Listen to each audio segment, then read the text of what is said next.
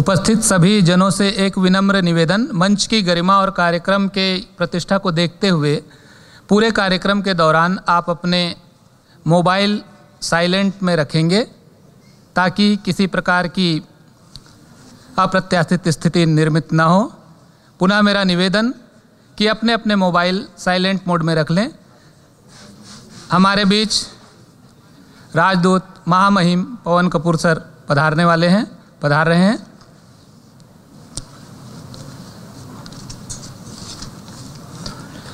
अभी भी जो साथी व्यवस्थित नहीं हो पाए हैं उनसे मेरा अनुरोध है कि सभागार में अपना स्थान देखकर व्यवस्थित हो जावें।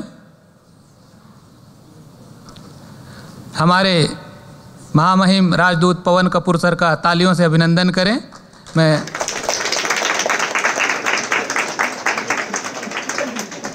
सभी को पुनः नमस्कार।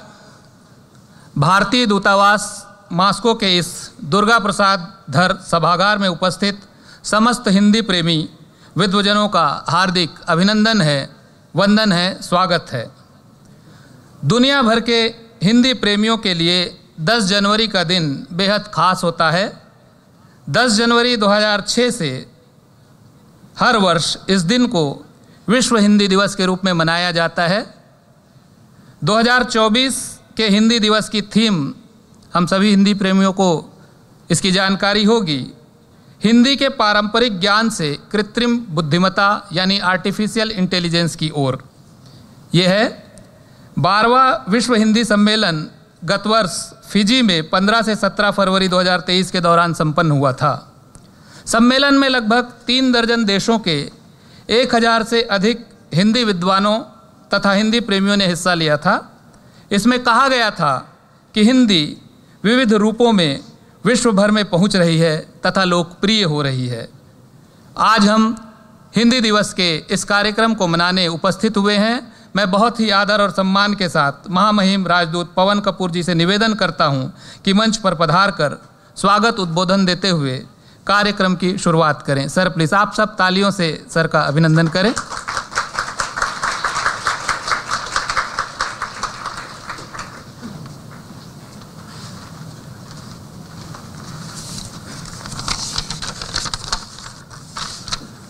नमस्ते, दोबरे वेचर। यहाँ सभी उपस्थित हिंदी प्रेमियों को मेरी तरफ से विश्व हिंदी दिवस की हार्दिक शुभकामनाएं।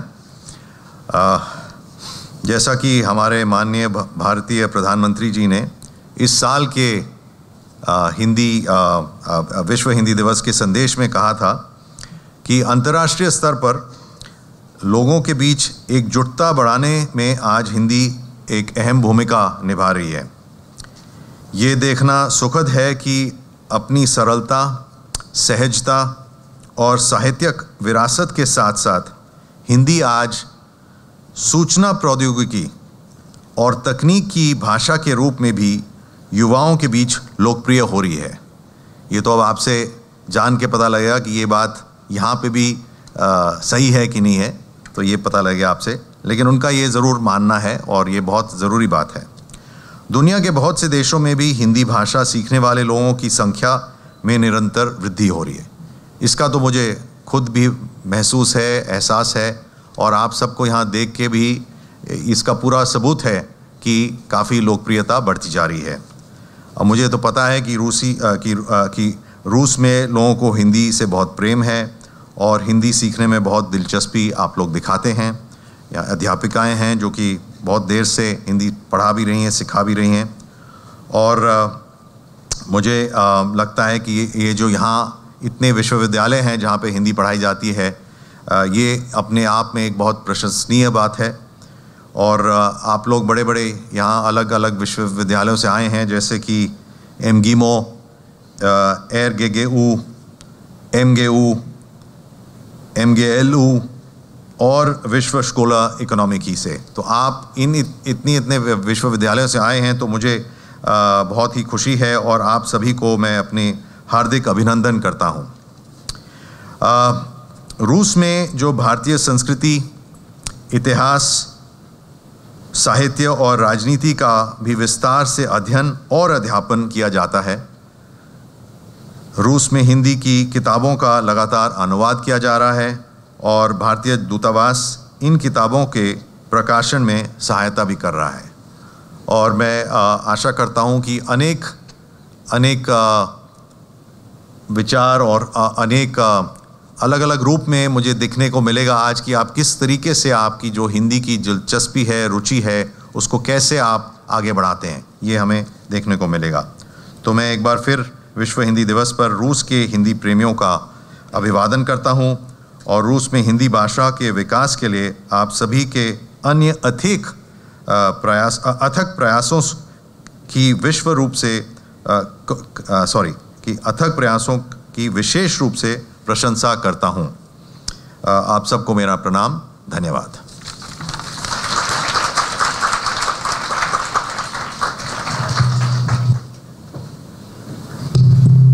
धन्यवाद महोदय, आपने आज के कार्यक्रम की शुरुआत कर दी और हमारे यहाँ उपस्थित सभी जनों में उत्साह और उमंग का संचार कर दिया। भारत और रूस की भाषा संस्कृति में काफ़ी समानताएं हैं। विविधता में एकता की मूल भावना को दोनों जगहों में महत्वपूर्ण माना जाता है। अत्यंत हर्ष का विषय है कि हमारे बीच मॉस्को स्टेट लिंग्विस्टिक विश्वविद्यालय के एसोसिएट प्रोफेसर डॉक्टर मैक्सिम डेमचेको उपस्थित हैं, जिन्होंने हिंदी भाषा के विश्वव्यापी प्रचार प्रसार में उत्कृष्ट योगदान के लिए विश्व हिंदी सम्मान पुरस्कार जीता है। इस विशिष्ट पुरस्कार को पाने वाले वे एकमात्र रूसी विद्वान हैं। रूस में हिंदी की स्थिति विषय पर आधारित एक प्रस्तुति के लिए मैं उन्हें मंच पर आमंत्रित करता हूं। डॉक्टर मैक्सिम डेमचेको जी।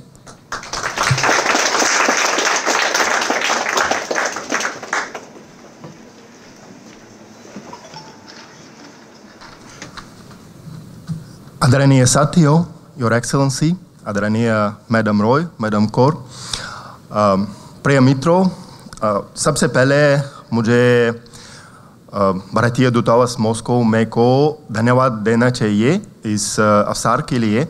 और ये मेरा पहला बार नहीं है जब मैं इधर एक भाषण देता हूँ, लेकिन आमतौर पर मैं भारतीय संस्कृति के बारे में कुछ सुनाता हूँ, कुछ बताता हूँ या मेरी कविताएं प्रस्तुत करता हूँ। लेकिन हमारा आज का विषय थोड़ा अलग है। आज हम लोग रूस में हिंदी पढ़ाई के बारे में थोड़ा बातचीत करेंगे। लेकिन वास्तव में बोलूँ कि मुझे लगता है कि कोई भी पढ़ाई में पहला कदम ये रुचि है। तो रुचि बिना कोई भी पढ़ाई असंभव है। तो इसलिए मैं हमेशा की तरफ थोड़ा दिल से बोलूँगा, कागज़ से नहीं लेकिन दिल से बोलूँगा। और सबसे पहले मुझे बोलना चाहिए कि जब हम लोग, मैं और मेरे साथियों के साथ, प्रोफेसर लुदमिला जी के साथ हम फिजी गए थे विश्व हिंदी सम्मेलन को, तो उधर भारतीय विदेश मंत्री डॉक्टर जयशंकर जी ने कहा कि भाषा और संस्कृति साथ साथ चलते हैं। और मुझे लगा कि ये बहुत अच्छी बात है, ये बहुत सही बात है, क्योंकि जब हम लोग भाषा सिखाते हैं लेकिन संस्कृति नहीं समझते हैं तो मतलब इसमें कोई फ़ायदा नहीं होगा। और संस्कृति बिना कोई भाषा भी नहीं है, कोई भाषा की पढ़ाई भी नहीं है। मैं तो शुरुआत में हिंदी टीचर, हिंदी का अध्यापक नहीं था। मैं भारतीय संस्कृति पढ़ा रहा था क्योंकि मेरी पीएचडी भारतीय संस्कृति पर है। और अभी मैं दोनों पढ़ाता हूँ, भारतीय संस्कृति और हिंदी भाषा। और अभी मैं अच्छी तरह समझता हूँ हमारी हिंदी भाषा कितनी अमीर है। और ऐसा क्यों? क्योंकि भारत का इतिहास बहुत पुराना है और भारतीय संस्कृति भी इतनी अमीर है। जब हम लोग वर्णमाला को देखते हैं, मतलब हिंदी देवनागरी वर्णमाला देखते हैं, तो समझेंगे कि ध्वनि विज्ञान के स्तर पर हिंदी भाषा कितनी अमीर है। एक उदाहरण दे दूंगा आपको। रूसी भाषा में हमारे पास ध्वनियाँ है, द ध्वनि है, त ध्वनि है। अंग्रेजी भाषा में ड ध्वनि है, ट ध्वनि है। और हिंदी भाषा में दोनों ही है। और हिंदी भाषा और ध्वनियाँ है। उदाहरण के लिए र ध्वनि है, यह लड़का की तरह है, तो कितनी अमीर है ये भाषा। और शब्दकोश के स्तर पर यह भाषा भी बहुत अमीर है। उदाहरण के लिए रूसी भाषा में हम हमारी मामी से प्यार करते हैं, हमारी पत्नी से प्यार करते हैं और खाना से भी प्यार करते हैं रूसी भाषा में। लेकिन हिंदी भाषा में कितने शब्द है प्यार के लिए? प्यार है, प्रेम है, मोहब्बत है, इश्क है और क्या अनुराग है, तो अलग अलग शब्द भी है। आप लोग बोल सकते हैं कि अच्छा तो प्रेम ये कविताओं के शब्द है, लेकिन आम लोगों के लिए तो शायद हिंदी भाषा इतनी अमीर नहीं लगती है। लेकिन ऐसा भी नहीं, जब हम लोग हाथ मुंह धोने के लिए जाते हैं तो कहाँ जाते हैं? स्नानगृह, गुसालखाना, बाथरूम, स्नानघर, ये शौचालय शब्द से भी इस्तेमाल कर सकते हैं। तो इतनी अमीर भाषा है। लेकिन अमीर होने के नाते ये भाषा बहुत मुश्किल है हम लोगों के लिए, मतलब हमारे रूसी स्टूडेंट्स के लिए ये भाषा और ये पढ़ाई बहुत कठिन कार्य है। तो इसलिए बिल्कुल अच्छी तरह पढ़ाना है और सिर्फ भाषा नहीं लेकिन संस्कृति भी पढ़ाना है। कभी कभी मेरे पास लोग आते हैं और बोलते हैं कि देखिए वर्णमाला में कोई प्रॉब्लम, कोई दिक्कत नहीं है, तो शायद 1-2 दिन में हम लोग पूरी वर्णमाला सीखेंगे। तो मैं बोल रहा हूँ सॉरी शक्तिमान, अरे तो मैं इतना होशियार लड़का नहीं हूँ, तो मेरे लिए 2 महीने चाहिए। और मेरे स्टूडेंट, मेरे विद्यार्थियों लोगों को तो 2 महीने चाहिए, क्योंकि अच्छी तरह पढ़ाना है और अच्छी तरह सीखना है ना।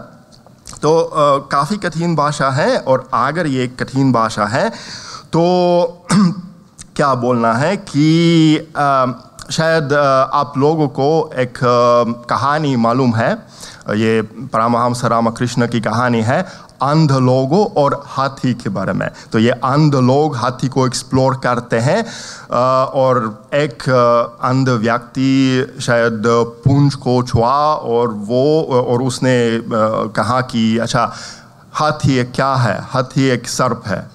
और दूसरा को पैर को छुआ और हाथी क्या है? स्तंभ है। और तीसरा ने कहा कि हाथी शायद एक कंबल है, क्योंकि कान को छुआ और हाथी का कान तो बड़ा है। तो इसलिए ये अंध लोगों के लिए अलग अलग अनुभव आता है। तो हिंदी भाषा में ऐसा भी है, क्योंकि जब हम लोग सिर्फ शुद्ध हिंदी सीखते हैं तो बातचीत की हिंदी कभी नहीं समझेंगे।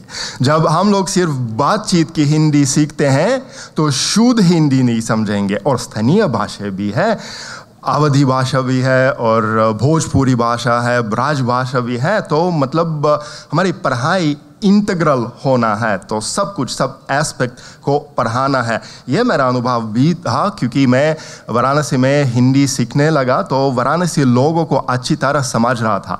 लेकिन वापस दिल्ली आकर मैंने समझा कि कुछ नहीं समझ रहा हूँ, ये लोग क्या बोल रहे हैं, क्योंकि उर्दू से शब्द आते हैं ना, और पंजाबी से शब्द आते हैं, हरियाणवी से शब्द आते हैं, तो कुछ नहीं समझ रहा हूँ। अभी तो मैं एक हिंदी का अध्यापक होने के नाते मैं खुद अच्छी तरह ये प्रॉब्लम, ये दिक्कत समझता हूँ। इसलिए मेरे बच्चों को, मेरे स्टूडेंट को हर एस्पेक्ट तो पढ़ाता हूँ, कोशिश करता हूँ।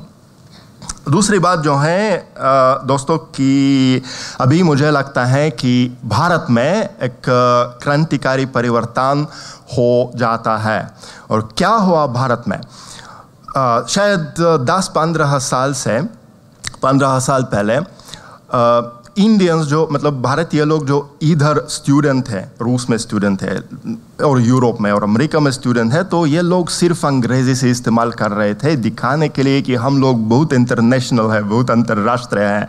लेकिन अभी हिंदी भाषा अंतर्राष्ट्रीय भाषा बन गई थी, तो इसलिए इधर वाले इंडियन लोग, इधर वाले भारतीय लोग सब हमेशा और सब लोग हिंदी से इस्तेमाल करते हैं। इंडियन बाजार जाते हैं सेवास्तोपोल्स्क को ना, तो सेवास्तोपोल्स्क में सब लोग हिंदी भाषा से इस्तेमाल करते हैं ना।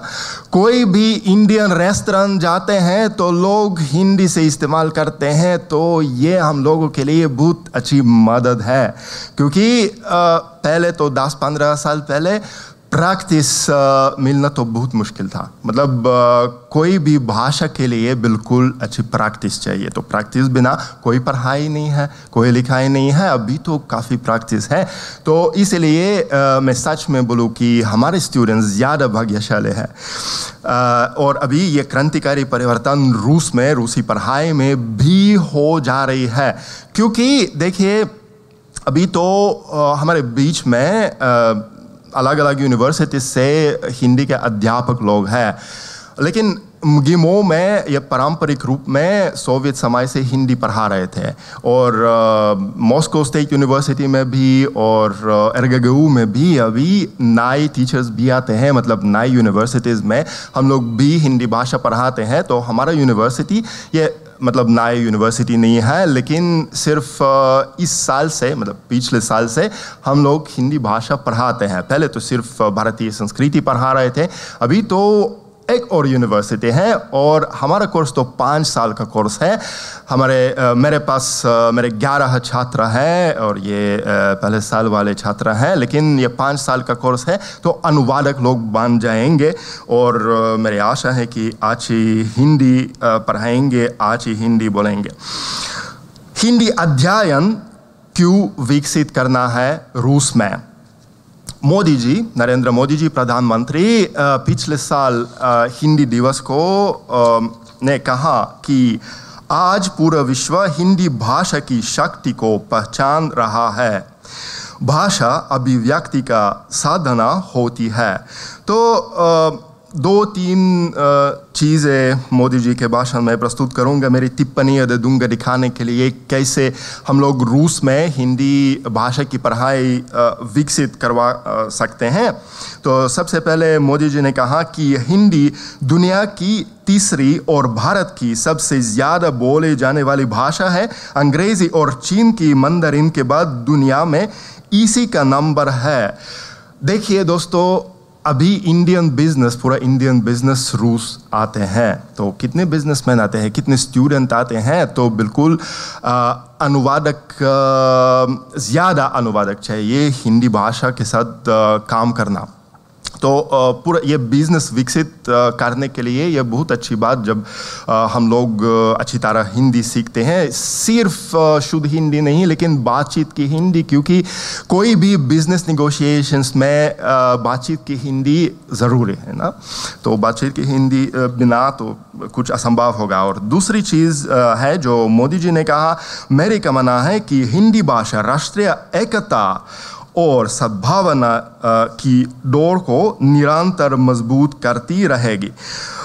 दोस्तों, अभी एक हफ्ते से मैं अयोध्या से वापस आया था। तो अयोध्या में अभी तो राम मंदिर है, राम मंदिर की प्राण प्रतिष्ठा थी नरेंद्र मोदी जी की। तो मैंने ये एकता अयोध्या में देखी।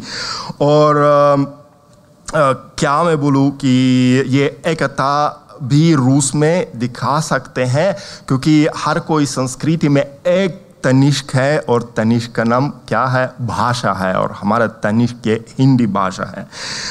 तीसरी चीज़ जो मोदी जी ने कहा कि हिंदी एक भाषा ही नहीं बल्कि एक भावना है जो हम सभी को जोड़ती है। और मैं शुरुआत मैंने कहा कि सबसे पहले क्या आती है? रुचि आती है। तो रुचि बिना कोई भी पढ़ाई भी असंभव है। रुचि और भावना बिल्कुल चाहिए हिंदी भाषा सीखने के लिए। और कैसे ये रुचि हमारे स्टूडेंट्स को दे सकते हैं? बिल्कुल संस्कृति दिखाने में।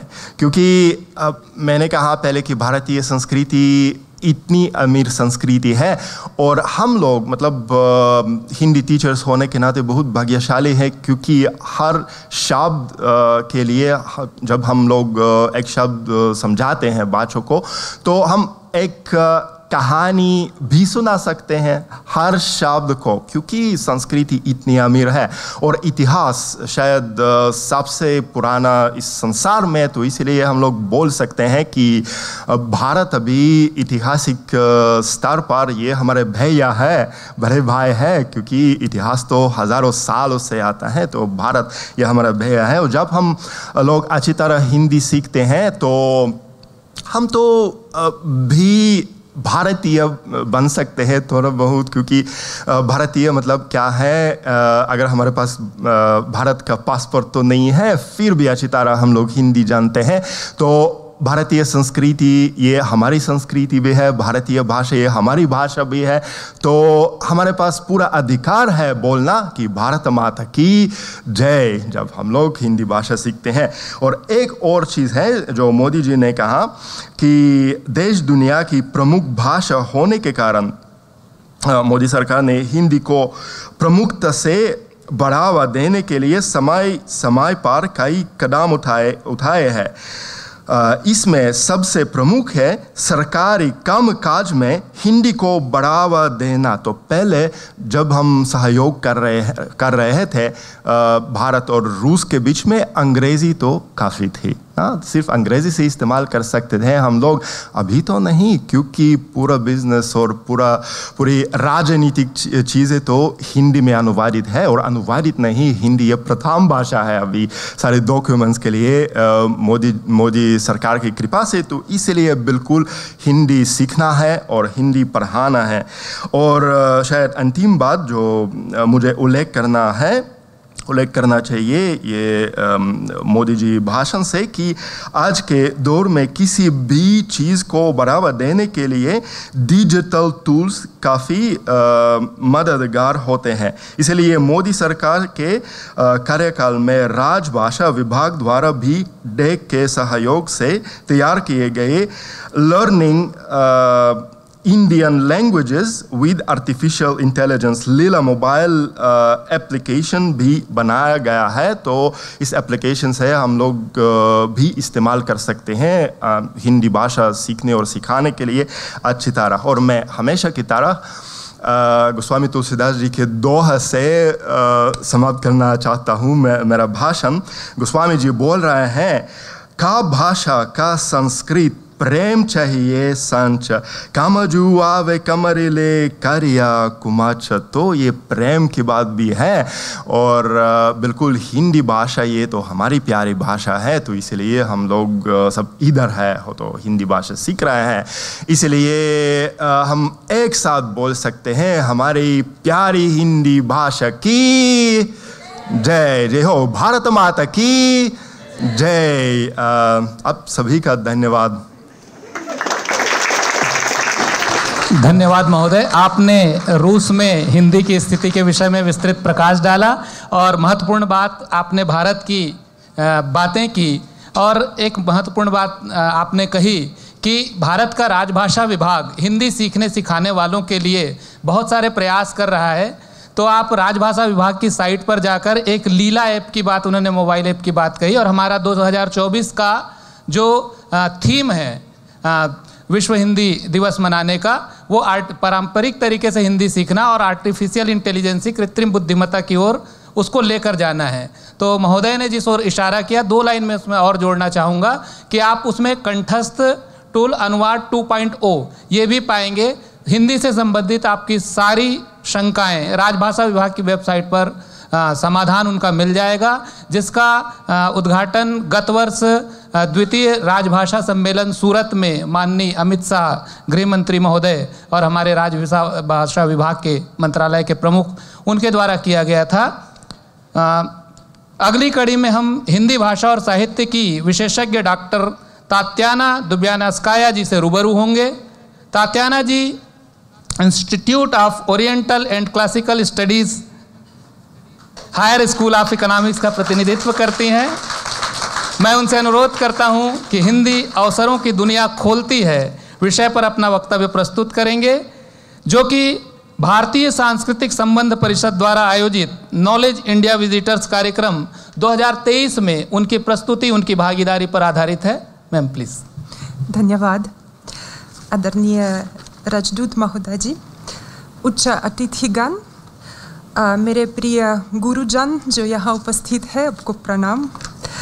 प्रिय सहकर्मी और प्यारे हिंदी सीखने वाले छात्र और छात्राएं, यहाँ खड़ा होकर आपको हिंदी में संबोधित करने का अवसर से मैं अभिभूत हूँ।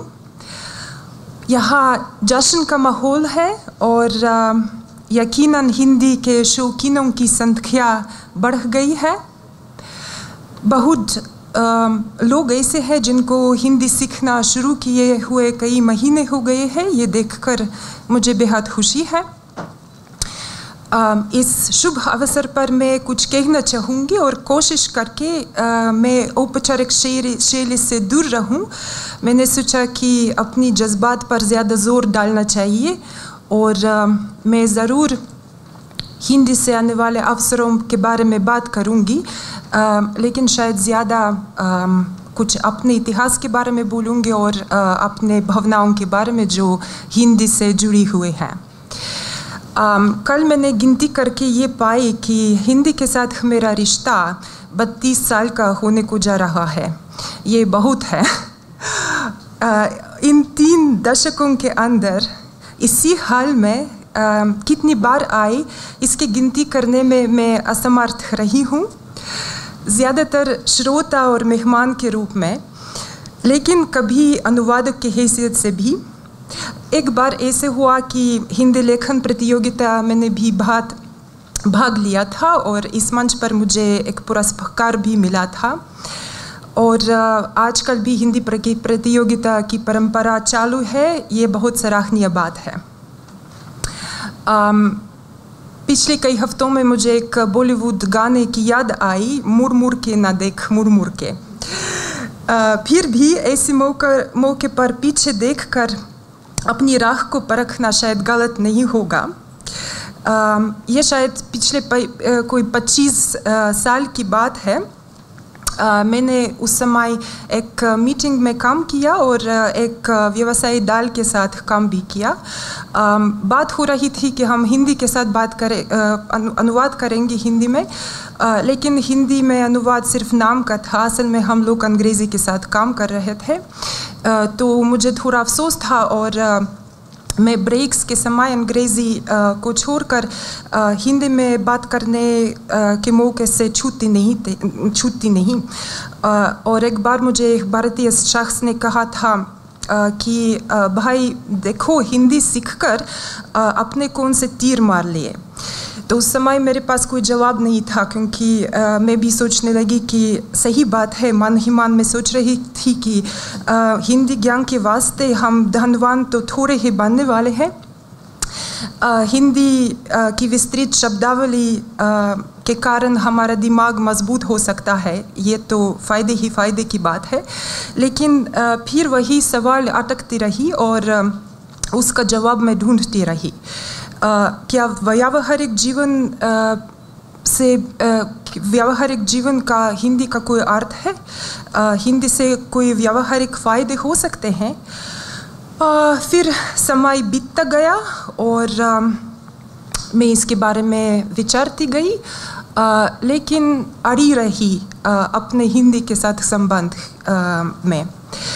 और इन दशकों में ना ही मैंने भारत के साथ अपना संबंध को ढीला किया, ना ही हिंदी के साथ अपना रिश्ता ठंडा होने दिया।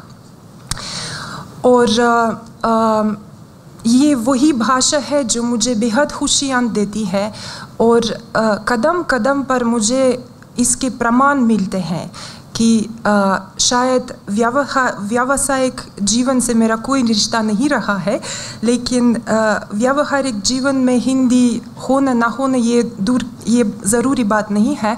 हमारे जज्बात और हमारी भावनाओं में हिंदी के कारण जो कुछ मिलता है, ये सबसे असली चीज़ें हैं। बहुतों को शायद याद है, मुंशी प्रेमचंद की एक कहानी है जिसका नाम है दुनिया का सबसे अनमोल रत्न।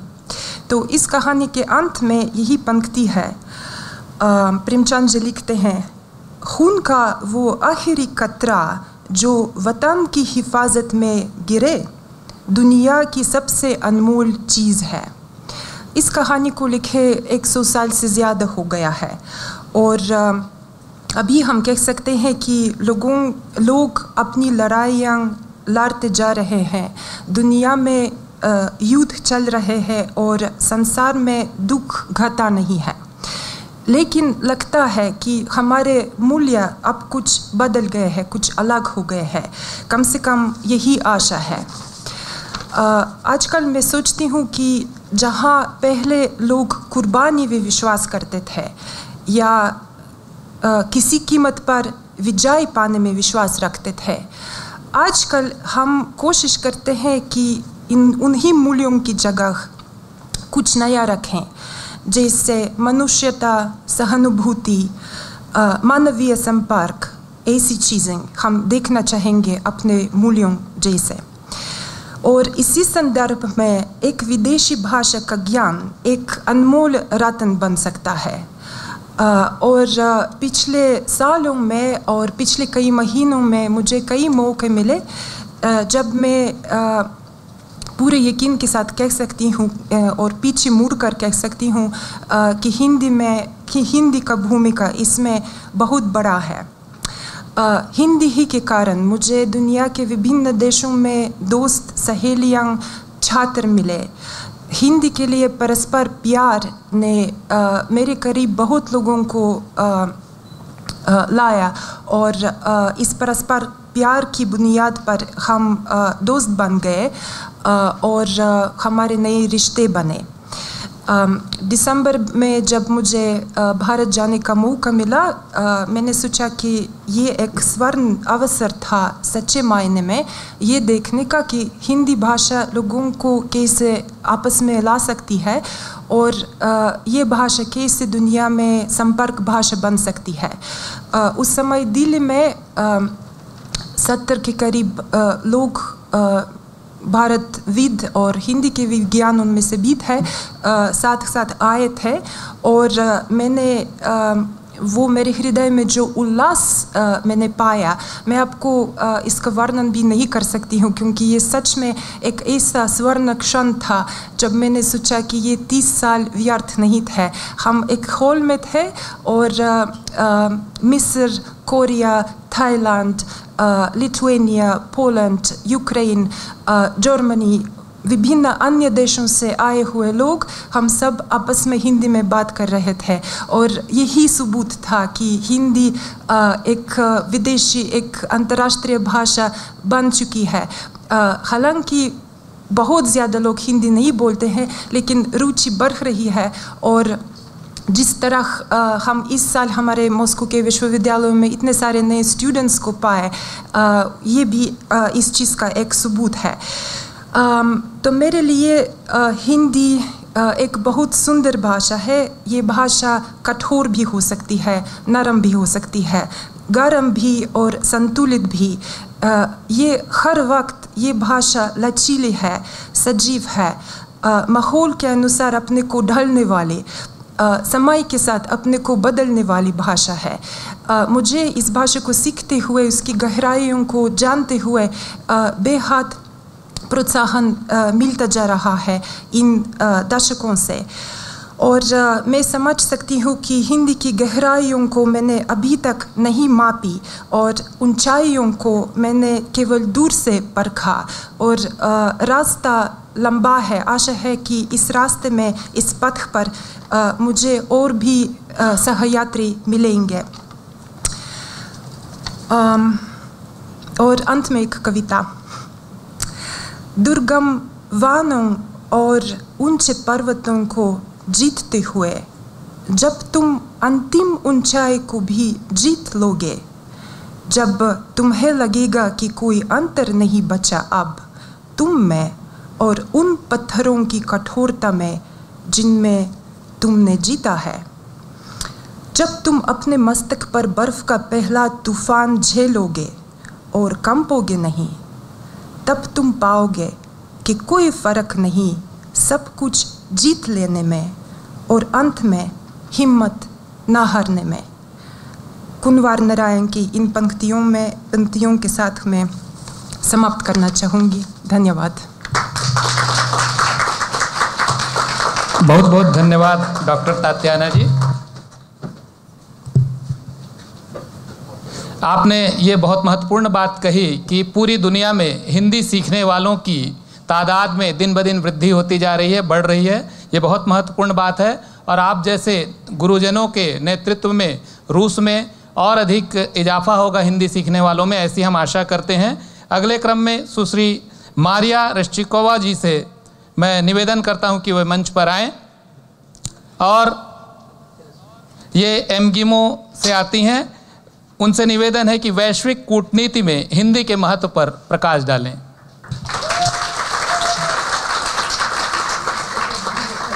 सम्मानीय साथियों, मित्रों, छात्रों, हिंदी प्रेमियों, योर एक्सलेंसी, मुझे बड़ी खुशी है कि आज मुझे इस अवसर पर, हिंदी दिवस के अवसर पर कुछ शब्द बोलने, आपके सामने कुछ शब्द बोलने का मौका मिला। मेरे लिए तो बहुत बड़ा सम्मान है।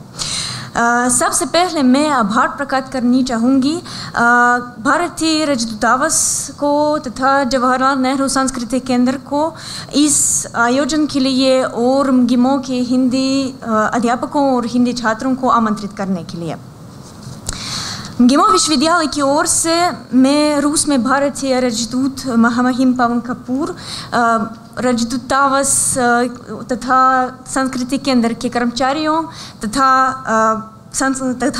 सभी भारतवासियों का हिंदी दिवस का अभिनंदन करना चाहती हूँ।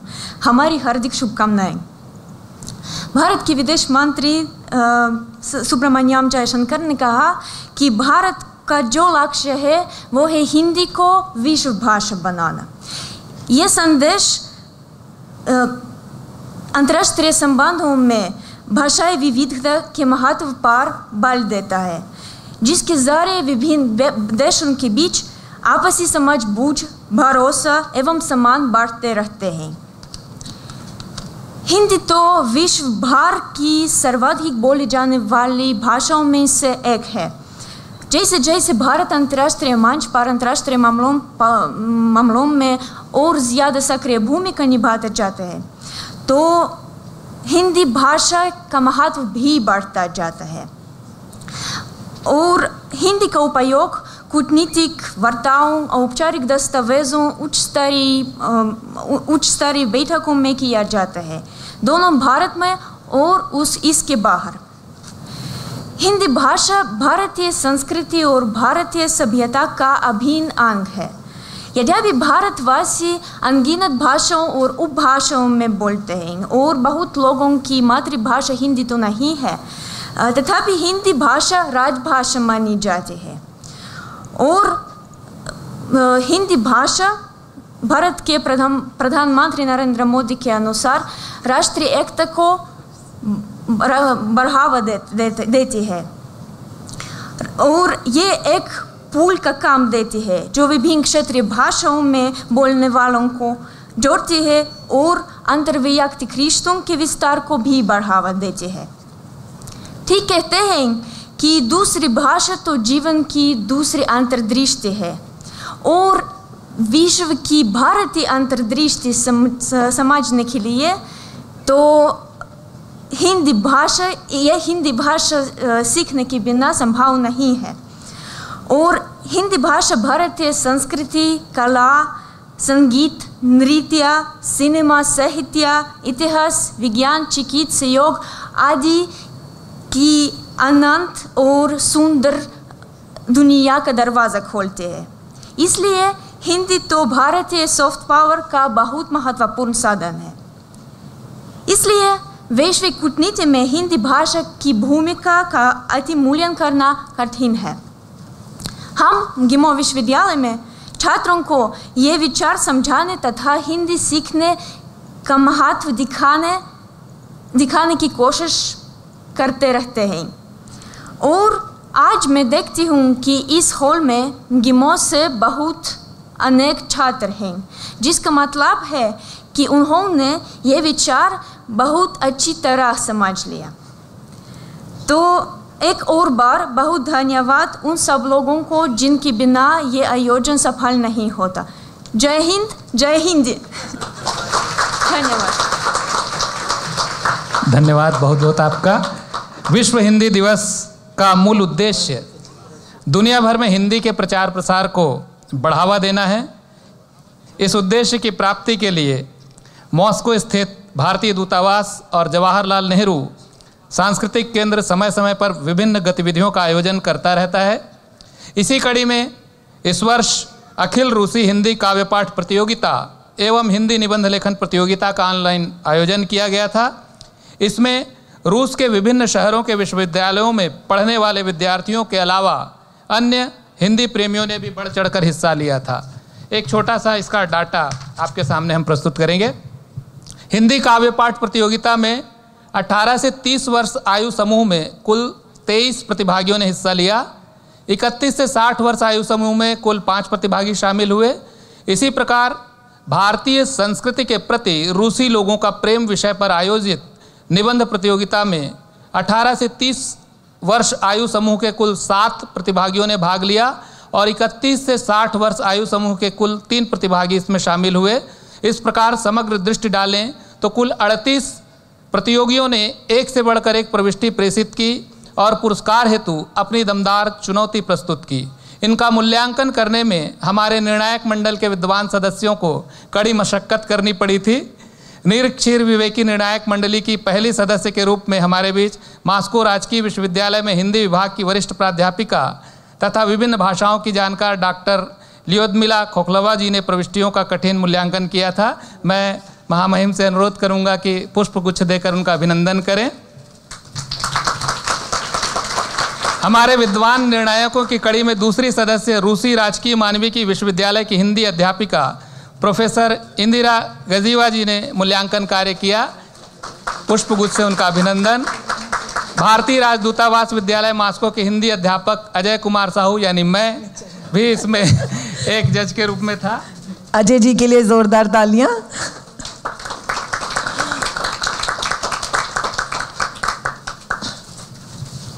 तो हमारे निर्णायक मंडल के सदस्यों की कश्मकश के बाद जो विजेता चुनकर आए हैं उनके नाम मैं यहाँ पर लूँगा और जो यहाँ पर उपस्थित हैं वे आएंगे और माननीय महामहिम जी से के हाथों से पुरस्कार और प्रमाण पत्र प्राप्त करेंगे। मैं सर से निवेदन करता हूँ कि वे मंच तक पधारें। आप सब तालियों से सर का अभिनंदन करें। हिंदी काव्य पाठ प्रतियोगिता में 18 से 30 आयु समूह में हमारे प्रथम पुरस्कार विजेता अभी उपस्थित नहीं है, एम्मा मानुकियन जी। द्वितीय पुरस्कार विजेता इवान मालयुतिन जी भी अनुपस्थित हैं।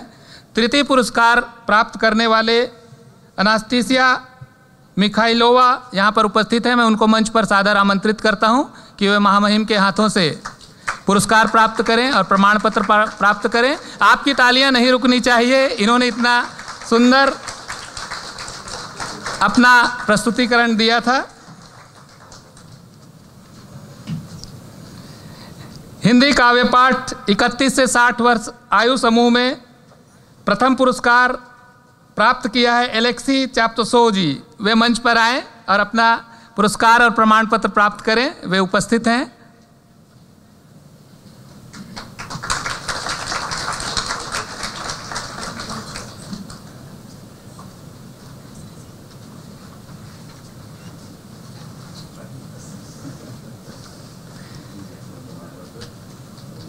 तालियों से आप इनका अभिनंदन करें। द्वितीय पुरस्कार एकतिरना तितोवा जी ये अनुपस्थित हैं। तृतीय पुरस्कार विजेता मारिया माजुका जी उपस्थित हैं। मैं मारिया जी को मंच पर आमंत्रित कर रहा हूं कि वे महामहिम के हाथों पुरस्कार और प्रमाण पत्र प्राप्त करें।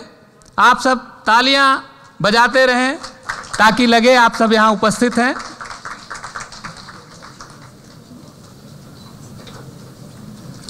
हिंदी निबंध लेखन प्रतियोगिता 18 से 30 वर्ष आयु समूह में प्रथम पुरस्कार विजेता दारिया सिमुतीना जी अनुपस्थित हैं।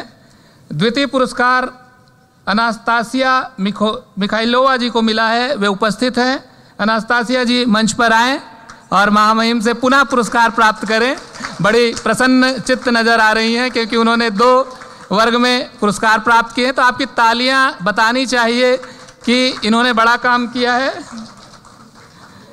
और हिंदी निबंध लेखन में ही 18 से 30 वर्ष आयु समूह में तृतीय पुरस्कार नीना गोबानोवा जी को मिला है, वे उपस्थित हैं। मंच पर आए नीना जी और अपना पुरस्कार और प्रमाण पत्र महामहिम के हाथों प्राप्त करें। अब मुझे आपको बोलना पड़ेगा कि आपको क्या करना है। धन्यवाद। हिंदी निबंध लेखन प्रतियोगिता 31 से 60 वर्ष आयु समूह में प्रथम पुरस्कार विजेता यूलिया बेशचुक जी उपस्थित नहीं हो पाई हैं।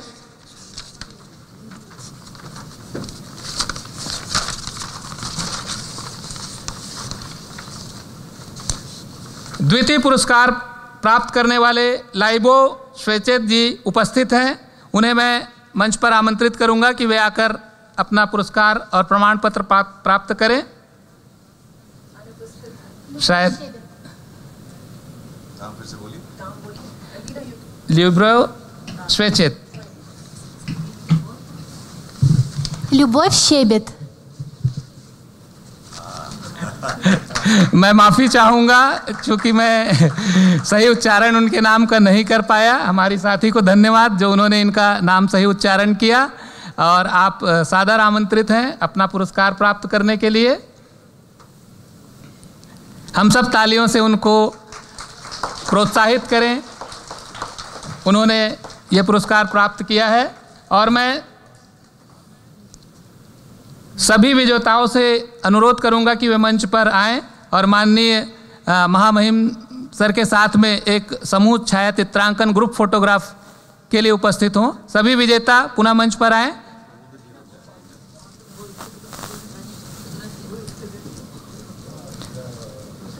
Please come on the stage. All winners, kindly come on the stage for a group photograph.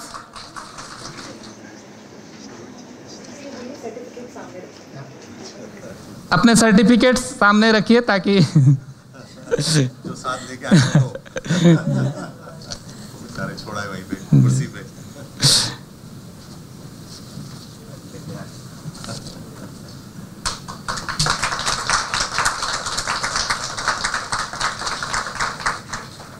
धन्यवाद। इसके बाद सभी प्रतिभागियों को हम महामहिम जी से अनुरोध करेंगे थोड़ा सा समय और सभी प्रतिभागियों को क्रम से प्रमाण पत्र अगर दे पाएं सर। सभी प्रतिभागियों को जितने प्रतिभागी अच्छा जी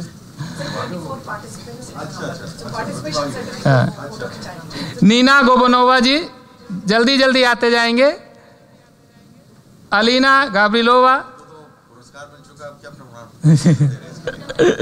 Vasilisa Kolosova, Victoria Porzhonova, Segor Lischnyuk, Polina Savastina, Elna Eliza ji ji जी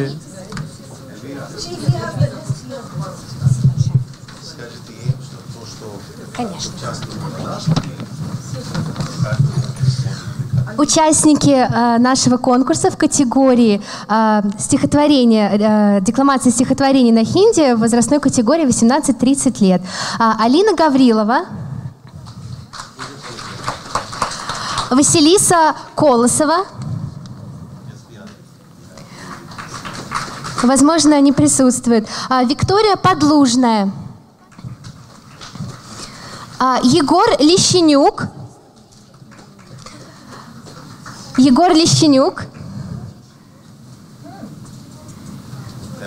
он у нас точно есть. Пока следующий участник Полина Свистунова.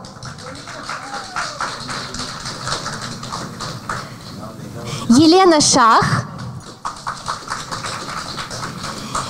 Елизавета Семенчик, Дарья Пуздря, Инна Веретенникова, Анна Мурадова,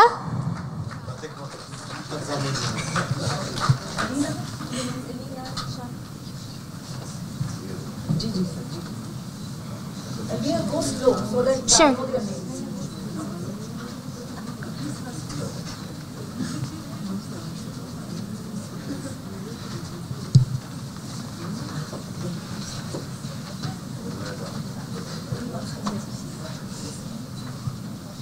Дарья.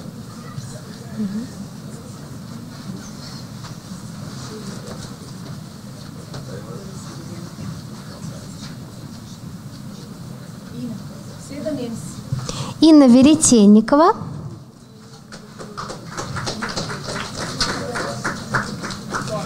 Егор Лещенюк у нас на сцене.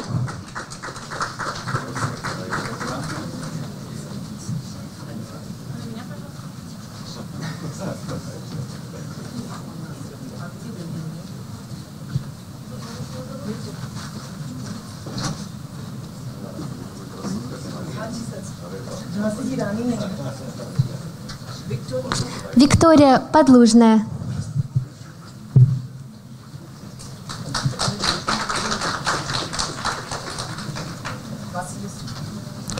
Василиса Колосова.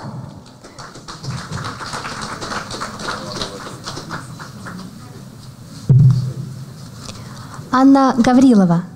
Мурадова. Анна Мурадова.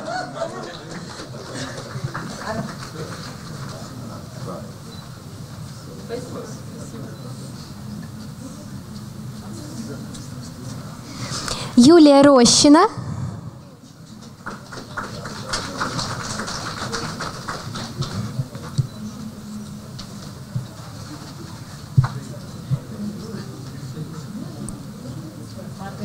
Маргарита Ермолюк.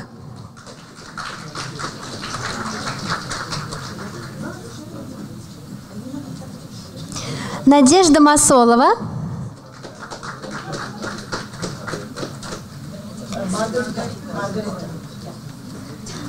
Алла Трусова.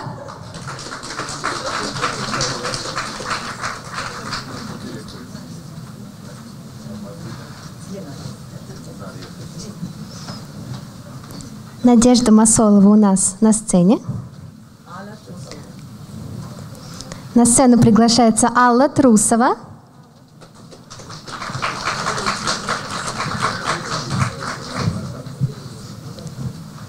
Также мы приглашаем Гаине Погосян.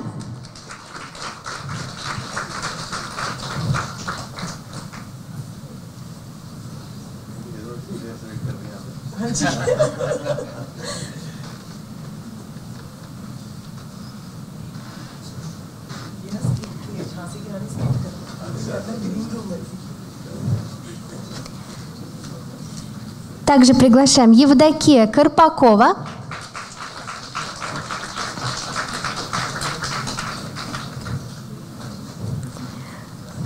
Мария Минакова, просим готовиться. Дарья Багрина.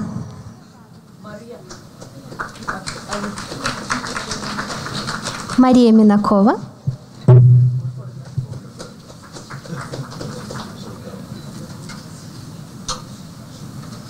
Дарья Багрина. Возможно, отсутствует. Следующая категория – декламация стихотворений на хинди, возрастная группа 31-60. Любовь Щебет мы приглашаем на сцену.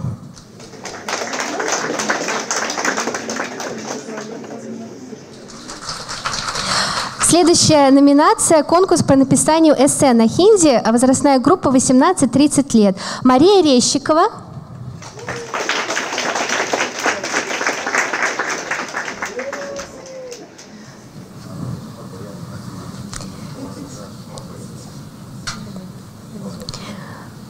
Просим готовиться Мария Кучменко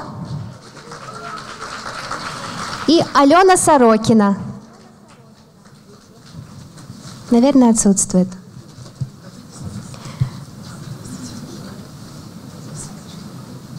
Ваши аплодисменты. И конкурс по написанию эссе, возрастная категория 31-60. Олесю Савельеву мы приглашаем на сцену.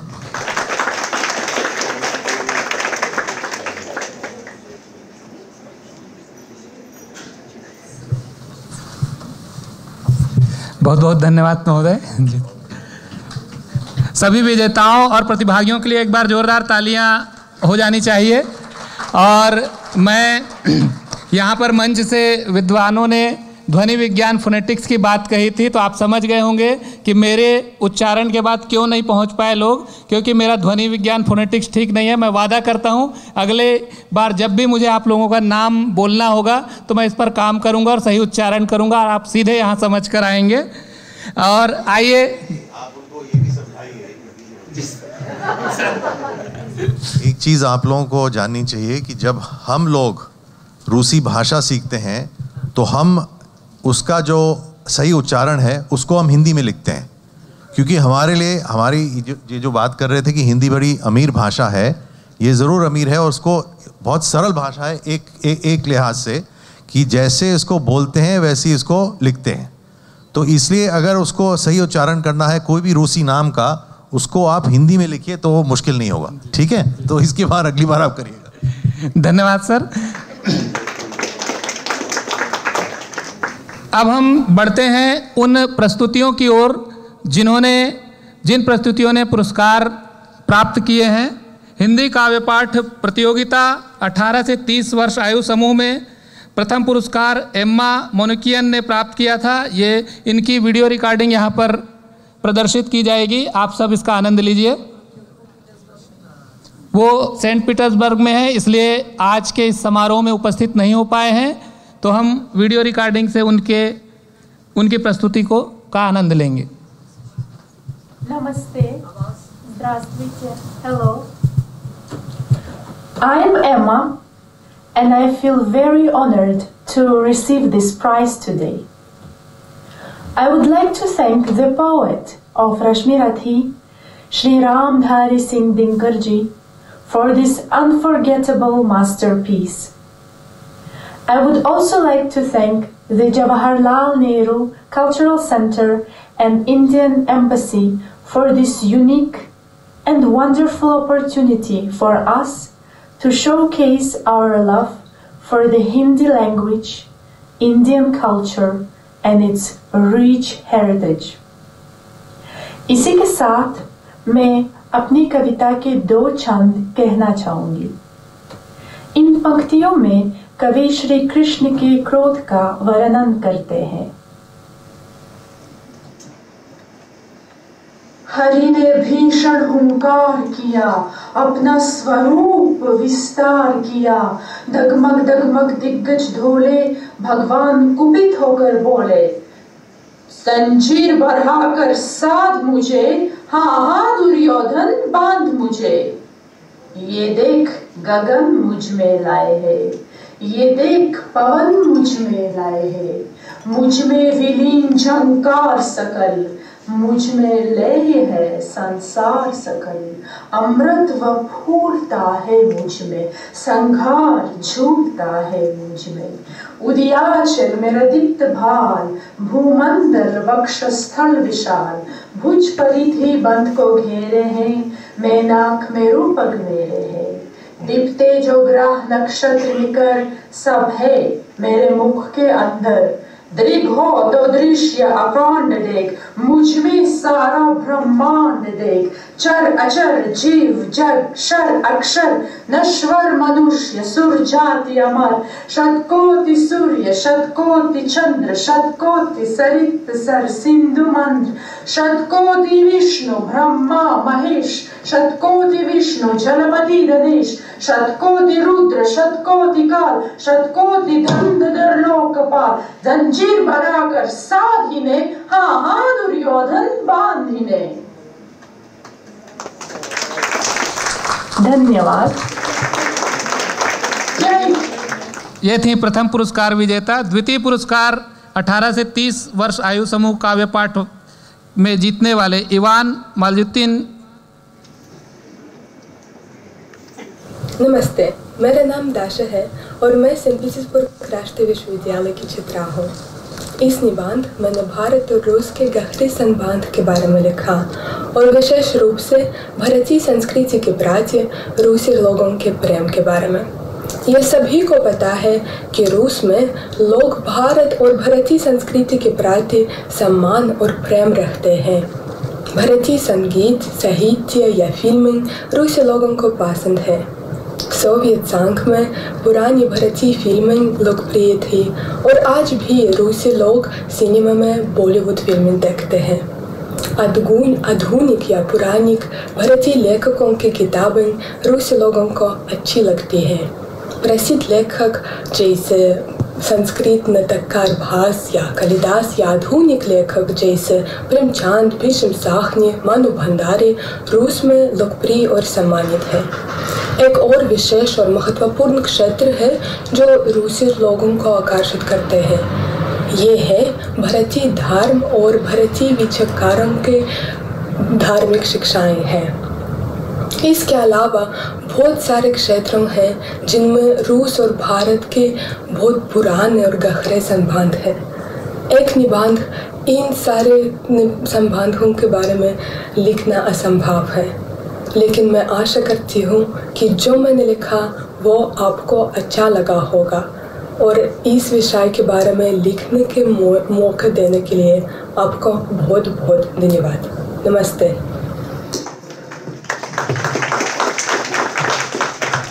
इसके बाद हिंदी काव्य पाठ प्रतियोगिता 31 से 60 वर्ष आयु समूह के प्रथम पुरस्कार विजेता एलेक्सी चाप्समो जी मंच पर आएंगे और वे अपनी प्रस्तुति देंगे। एलेक्सी जी।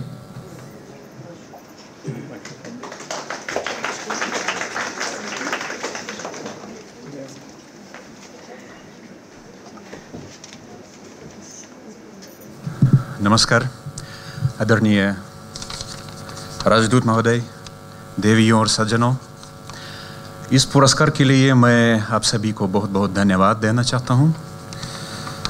और मैं प्रसिद्ध भारतीय कवि रामधारी सिंह दिनकर की एक रचना को प्रस्तुत करने जा रहा हूं। इस सुंदर कविता में भगवान श्री कृष्ण की कालिया दामन लीला का वर्णन हो रहा है। तो सुनिए, रामधारी सिंह दिनकर, व्याल विजय। झूम जहर चरण के नीचे मैं उमंग में गाऊं, तान तान फण ब्याल की तुझ पर मैं बांसुरी बजाऊं। यह बांसुरी बजी माया के मुकुलित आकुंचन में, यह बांसुरी बजी अविनाशी के संदेह गहन में। अस्तित्वों के अनस्तित्व में, माँ शांति के तल में, यह बांसुरी बजी शून्यासन की समाधि निश्चल में। कांपहीन तेरे समुद्र में जीवन लहर उठाऊं, तान तान फण ब्याल की तुझ पर मैं बांसुरी बजाऊं। अक्षय वट पर बजी बांसुरी गगन मगन लहराया, दल पर विद्धि को लिए जलधि में नाभि कमल उग आया। जन्मी नवचेतना सिहरने लगे तत्व छल दल से, स्वर कले अवलंब भूमि निकली प्लावन के जल से। अपने अर्द्र वसन की वसुधा को फिर याद दिलाऊं, तान तान फण ब्याल की तुझ पर मैं बांसुरी बजाऊं। फूंक फूंक विष लपटे उगल जित न हो जहर हृदय में, वंशीय निर्गरल बजेगी सदा शांति के लय में। पहचान किस तरह भला तू निज विष का मत वाला, मैं हूँ सांपों के पीठों पर कुसुम लादने वाला। विषदेह से चल निकल फूल से तेरा अंग सजाऊं, ओ तान तान फण ब्याल की तुझ पर मैं बांसुरी बजाऊं। ओ शंख के व्याल देख मत मेरे श्याम वदन को, चक्षुश्रवा श्रवण कर बांसी के भीतर के स्वर को। जिसने दिया तुझको विष उसने मुझको गान दिया है, ईर्ष्या तुझे उसी ने मुझको भी अभिमान दिया है। इस आशीष के लिए भाग्य पर क्यों ना अधिक इतराऊं, ओ तान तान फण ब्याल की तुझ पर मैं बांसुरी बजाऊं।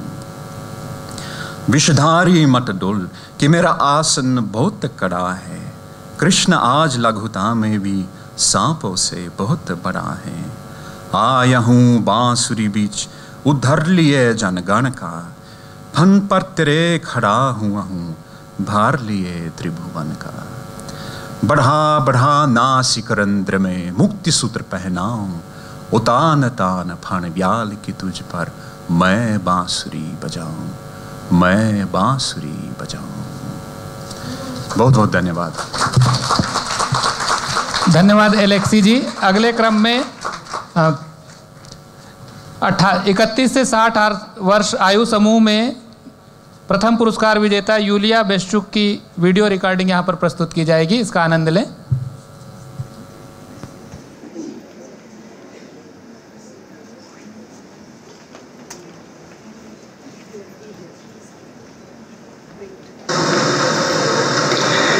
नमस्ते प्यारे दोस्तों, सेंट पीटर्सबर्ग से नमस्ते। मेरा नाम यूलिया बिशुक है। मैं सेंट पीटर्सबर्ग के स्कूल नंबर 653 में रूसी बच्चों को हिंदी भाषा पढ़ाती हूँ। मुझे बड़ी खुशी और गर्व है कि रूस में भारतीय दूतावास से आयोजित प्रतियोगिता में भाग लेने का मौका मिला है और साथ साथ बड़ी खुशी और गर्व की बात है कि इस प्रतियोगिता में मुझे पहला पुरस्कार मिला है। रूसी लोगों को भारतीय संस्कृति के प्रति रुचि और प्रेम सैकड़ों साल पुरानी है। अफानासी निकितिन, गेरासिम लेबेदेव, निकोलाई रेरिख, अन्ना पавлова, लेव толстой, इन सब लोगों ने भारतीय संस्कृति से परिचय करते हुए रूसी लोगों को इसको भी परिचित किया करते थे। मुझे बहुत खुशी है कि हम भी हमारे बच्चों को भारतीय भाषाएं और संस्कृति से परिचित कराते हैं। हमारे स्कूल में बच्चे सिर्फ हिंदी भाषा ही नहीं बल्कि भारतीय संस्कृति सीखते हैं। इसका मतलब है कि भारतीय गाने गाते हैं हिंदी भाषा में, भारतीय शास्त्रीय और लोक नृत्य नाचते हैं, पेश करते हैं। हमारे स्कूल में भारतीय त्योहार होली, दिवाली, गांधी जयंती, गणतंत्र दिवस भी मनाए जाते हैं और मुझे आशा है कि इस तरह की प्रतियोगिता भारतीय दूतावास और आयोजित किया करेगा और हम भी इसमें भाग लेने की कोशिश करेंगे। हम ऐसा भी चाहते हैं कि किसी समय हमारे स्कूल के बच्चों के लिए भी इस तरह की प्रतियोगिता आयोजित की जाएगी। सबको सेंट पीटर्सबर्ग से प्रेम भरा नमस्कार। बहुत बहुत धन्यवाद। बहुत ही सुंदर प्रस्तुति यहाँ पर वीडियो के माध्यम से हमने देखी और आइए आपको मनोरंजन की ओर ले चलते हैं। हमारे आज के कार्यक्रम में विद्वानों के साथ साथ विद्यार्थियों की भी सक्रिय भागीदारी हो रही है। आदरणीय महामहिम को कार्य हेतु जाना है। आप सब तालियों से सर का अभिनंदन करें।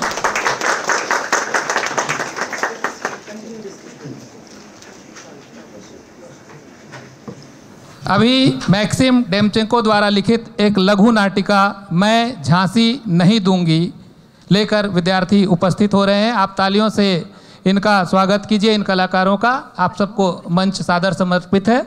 इस नाट्य प्रस्तुति को देखकर आपको सुभद्रा कुमारी चौहान जी की कविता ज़रूर याद आएगी। बुंदेले हरबोलों के मुख हमने सुनी कहानी थी, खूब लड़ी मर्दानी वह तो झांसी वाली रानी थी। इस लघु नाटिका का शीर्षक है मैं झांसी नहीं दूंगी। भारतीय संस्कृति में, भारतीय इतिहास में अनेक वीर नारियां हैं। भगवती सीता, पद्मावती और अन्य। झांसी की रानी लक्ष्मीबाई उनमें से एक।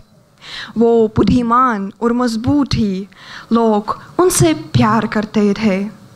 उनके इकलौते बच्चे की जन्म के तुरंत बाद मृत्यु हो गई। उन्होंने और उनके पति ने एक लड़का आनंदराव को गोद लिया। जब झांसी के राज्य की मृत्यु हुई तो आनंदराव छोटे बच्चे थे। अभी 1853 है। हम झांसी के शाही महल में है। लॉर्ड डलहौजी का दूत झांसी की रानी के पास आता है। महारानी, लॉर्ड डलहौजी के दूत आपसे मिलने आए। बुलाइए।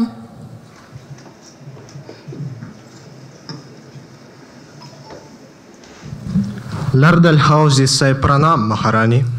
आपकी यात्रा का प्रयोजन क्या है? अब एक महिला है। आपके साथ कोई नहीं है महारानी। राजकुमार आनंदराव आपके सगे पुत्र नहीं है। और क्या? लॉर्ड डलहौजी का आदेश है कि आप झांसी ईस्ट इंडियन कंपनी की है। अंग्रेजी सरकार आपको पैसे देते हैं और आपको शहर छोड़ना होगा। आदेश देने के लिए विदेश जाइए। हम झांसी में हैं और मैं झांसी की रानी हूँ। इधर मैं आदेश देती हूँ। महारानी, अब आप रानी नहीं रही, झांसी अंग्रेजी रानी की है। यहाँ से चले जाओ महोदय, और लार्ड डलहौजी से बोलो कि मैं अपनी झांसी नहीं दूंगी। झांसी में कभी भी विदेश राज नहीं करेंगे और जल्द ही पूरा भारत स्वतंत्र हो जाएगा। जैसे श्री राम ने रावण से युद्ध जीता, वैसे ही हम आपसे युद्ध जीतेंगे।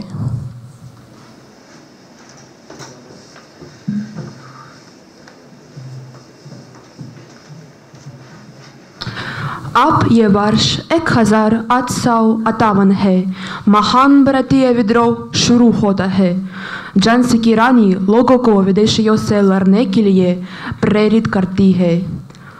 अंग्रेजी सेना ने झांसी पर कब्जा कर लिया और रानी लक्ष्मीबाई ग्वालियर किले में भाग गए। ग्वालियर के बहादुर रक्षक शहर की रक्षा करते हैं। अंग्रेजी सेना लंबे समय तक जीत नहीं सकती। ब्रिटिश कमांडर कैप्टन हिनिच गुस्से में है।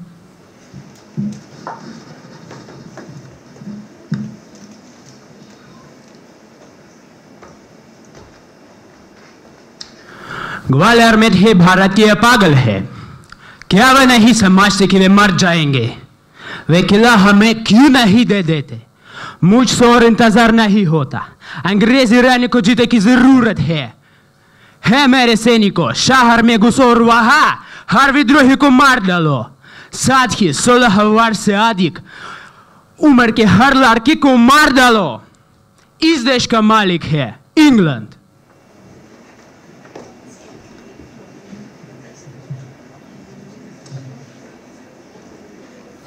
रानी लक्ष्मीबाई को भागने का अवसर मिल गया।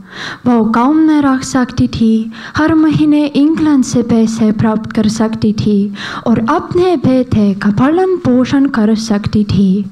लेकिन वो ग्वालियर किले के रक्षकों के साथ रही।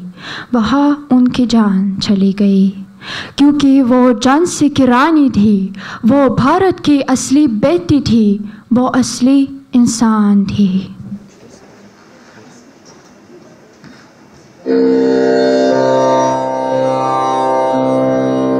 मैं भी आदमी, वो भी आदमी, वे भी आदमी। गाँव में, देश की सीमा में, देश की सीमा पर, भूत, वर्तमान, भविष्य, आदमी। धर्म कर्म की, अध्यात्म भक्ति की, मंत्र तंत्र की, दिन रात की, नर नारी की साधना में, प्रज्ञा प्रकृति आदमी। बशर्ते मुझ में, उसमें और हम सब में जिंदा रहे आदमी में इंसान।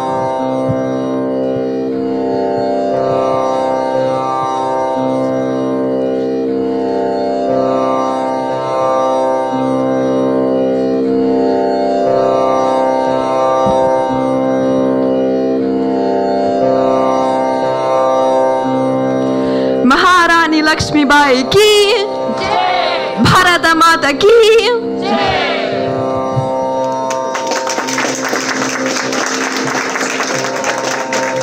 धन्यवाद आपकी इस शानदार प्रस्तुति के लिए, जो भरा नहीं है भावों से, बहती जिसमें रसधार नहीं, वह हृदय नहीं है पत्थर है जिसमें स्वदेश का प्यार नहीं। देश प्रेम की भावना से ओतप्रोत ये प्रस्तुति हमने देखी। इसके पश्चात चलिए आपको ले चलते हैं गीत संगीत की सुमधुर दुनिया में। एक गीत एमगिमो के विद्यार्थी लेकर आ रहे हैं। गीत के बोल हैं जूबी जूबी। पहले जूबी जूबी गीत प्रस्तुत करने वाले थे, अब इनको लगा कि अभी शादियों का सीजन चल रहा है भारत में, तो मेहंदी लगाकर गीत प्रस्तुत किया जाए। तो गीत में थोड़ा सा परिवर्तन है आपकी रुचि को देखते हुए। तो अब जूबी जूबी की जगह मेहंदी लगाने वाली बात हो रही है। आप सब आनंद लीजिए इस गीत का। जिनका विवाह होने वाला है वो और आनंद लीजिए।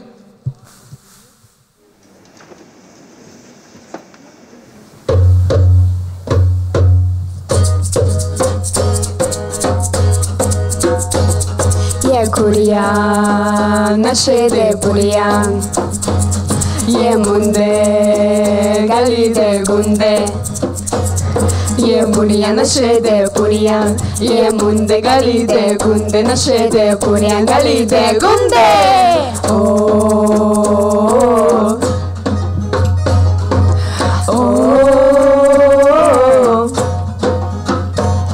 मेहंदी लगा के रखना डोली सजा के रखना मेहंदी लगा के रखना डोली सजा के रखना लेने तुझे गोरी आएंगे तेरे सजना मेहंदी लगा के रखना डोली सजा के रखना ओ ओ चेहरा सजा के रखना चेहरा छुपा के रखना चेहरा सजा के रखना चेहरा छुपा के रखना ये दिल की जादू रे ये तेरे सजना मेहंदी लगा के रखना डोली सजा के रखना चेहरा सजा के रखना चेहरा छुपा के रखना ओए ओए ओए ओए ओए ओए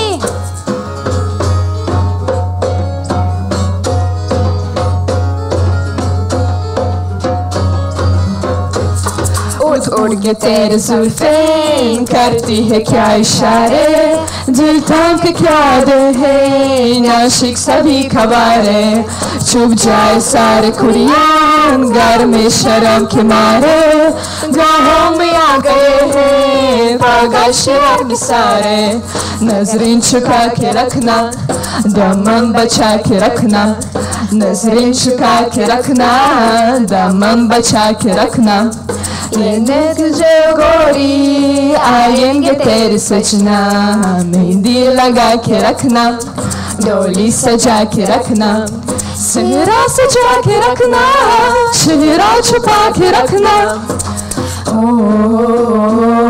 हा ओ हा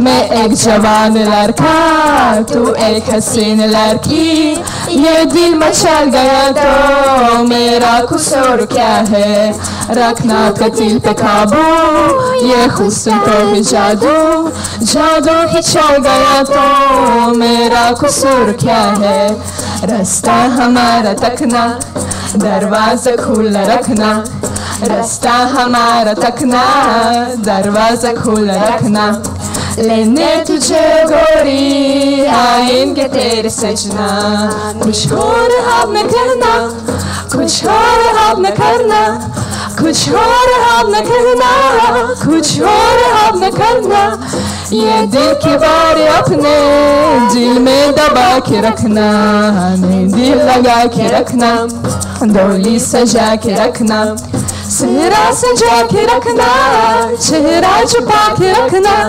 शाबा ओये ओये ओये शाबा ओये ओये ओये शाबा ओये ओये ओये शाबा ओये ओये ओये शाबा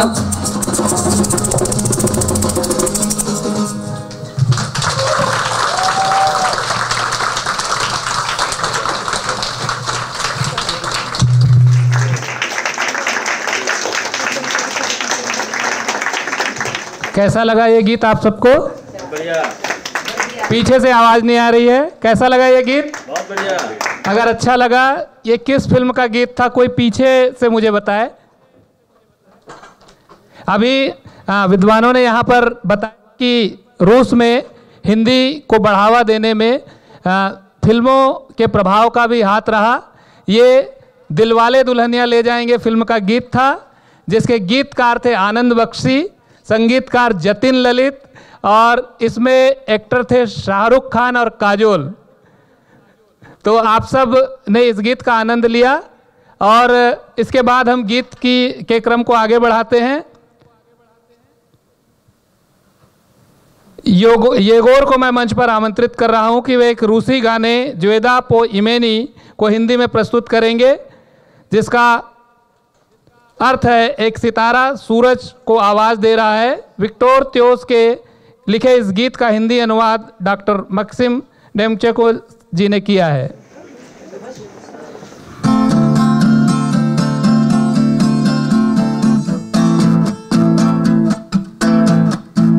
सफेद बर्फ बारभूरी टूटी हुई जमीन पर कंबल की तरह ढका हुआ सड़कों से घिरा शहर बदलते राहें शहर पर नहीं आने देते प्रकाश पीला धुआं शहर के ऊपर 2000 साल का शहर सूरज तारा चमकता है शहर के ऊपर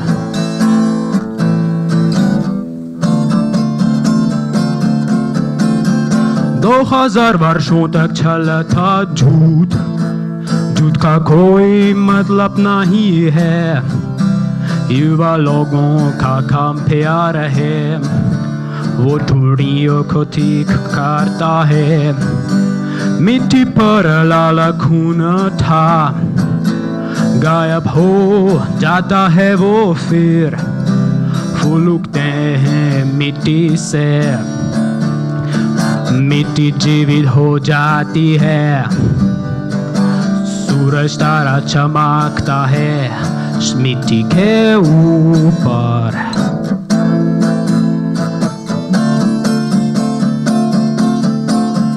ये हमेशा से रहा तुमसे प्यार करता है क्या तुम्हारा नियम अलग हो अगर तुम जवान जाओ नहीं है उसे आना या ना ये है उसे ये नहीं है उसे आना मोर रैंक शक्ति तारों तक पहुँचने में और ये कोई सपना नहीं है सूरज तारा चमकता जबकि वो गिर रहा है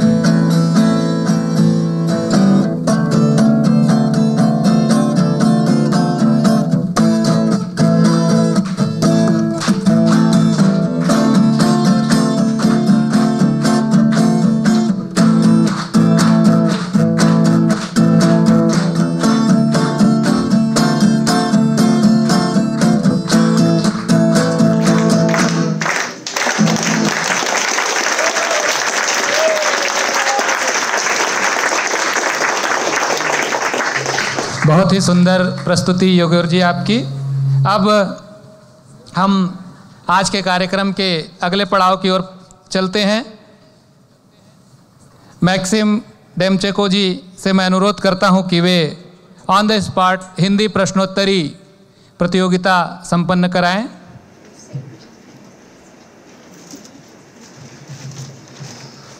दोस्तों अभी सब लोग खाना का इंतज़ार कर रहे हैं लेकिन फिर भी हमारा क्विज़ तो भी करवाएंगे और मेरी आशा है कि कोई प्रश्न हमें तो भी मिलेंगे। और स्क्रीन पर कुछ नहीं देख रहा हूँ स्क्रीन। अच्छा तो हमारे पास 10 प्रश्न हैं इस क्विज़ में और सबसे पहले सिनेमा के बारे में बातचीत करेंगे। स्लमडॉग मिलियनेयर फिल्म सभी ने देखी और इसका साउंड ट्रैक पूरी दुनिया में लोकप्रिय हुआ। जय हो जय हो जय हो तो सब लोग जानता है। और ये चेन्नई भारत में दर्ज किया गया था। इस गीत का संगीत किसने तैयार किया? तो मतलब इस साउंड ट्रैक का ऑथर, साउंड ट्रैक का लेखक कौन है? तो हमारे पास 4 ऑप्शन है।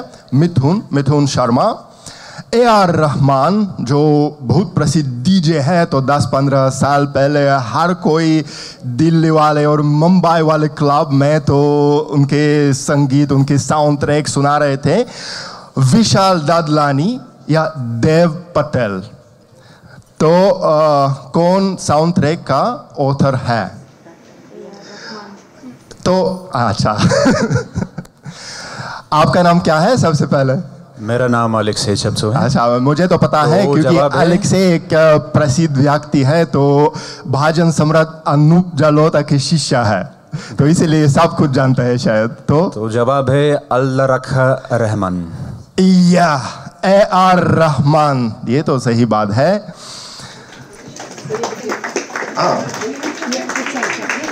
Here is the winner. बधाई बधाई हो, तो ये सही बात है।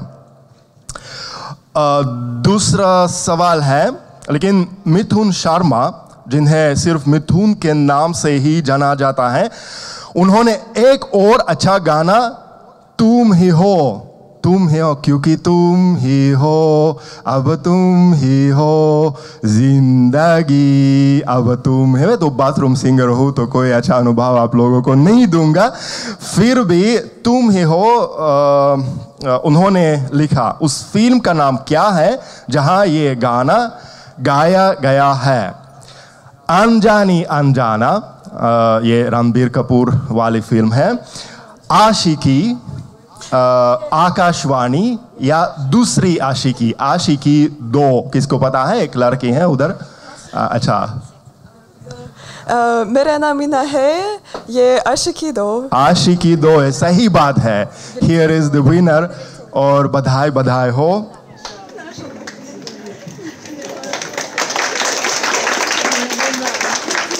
और आगे जा रहे हैं, अभी तो देखेंगे कैसे आप लोग न्यूज़ को फॉलो करते हैं, मतलब भारतीय न्यूज़ को।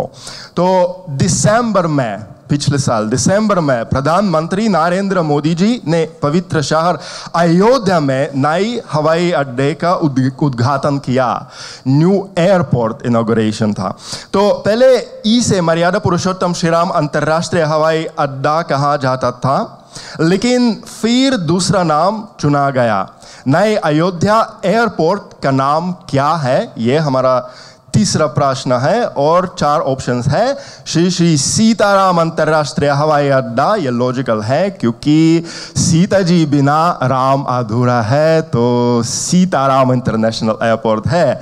महात्मा गांधी अंतर्राष्ट्रीय एयरपोर्ट है, ये तो लॉजिकल भी है क्योंकि महात्मा गांधी जी श्री राम जी के बड़े भक्त थे, तो उनके अंतिम शब्द क्या थे? है राम, तो इसलिए महात्मा गांधी इंटरनेशनल एयरपोर्ट हो सकता है। और महर्षि वाल्मीकि अंतर्राष्ट्रीय हवाई अड्डा, महर्षि वाल्मीकि तो कौन है? महर्षि वाल्मीकि कौन है? ऋषि, और वो कौन है? अरे वाल्मीकि तो रामायण के लेखक है, महाकाव्य है, तो बिल्कुल। और गोस्वामी तुलसीदास जी अंतर्राष्ट्रीय हवाई अड्डा, गोस्वामी तुलसीदास जी श्री रामचरितमानस के लेखक है।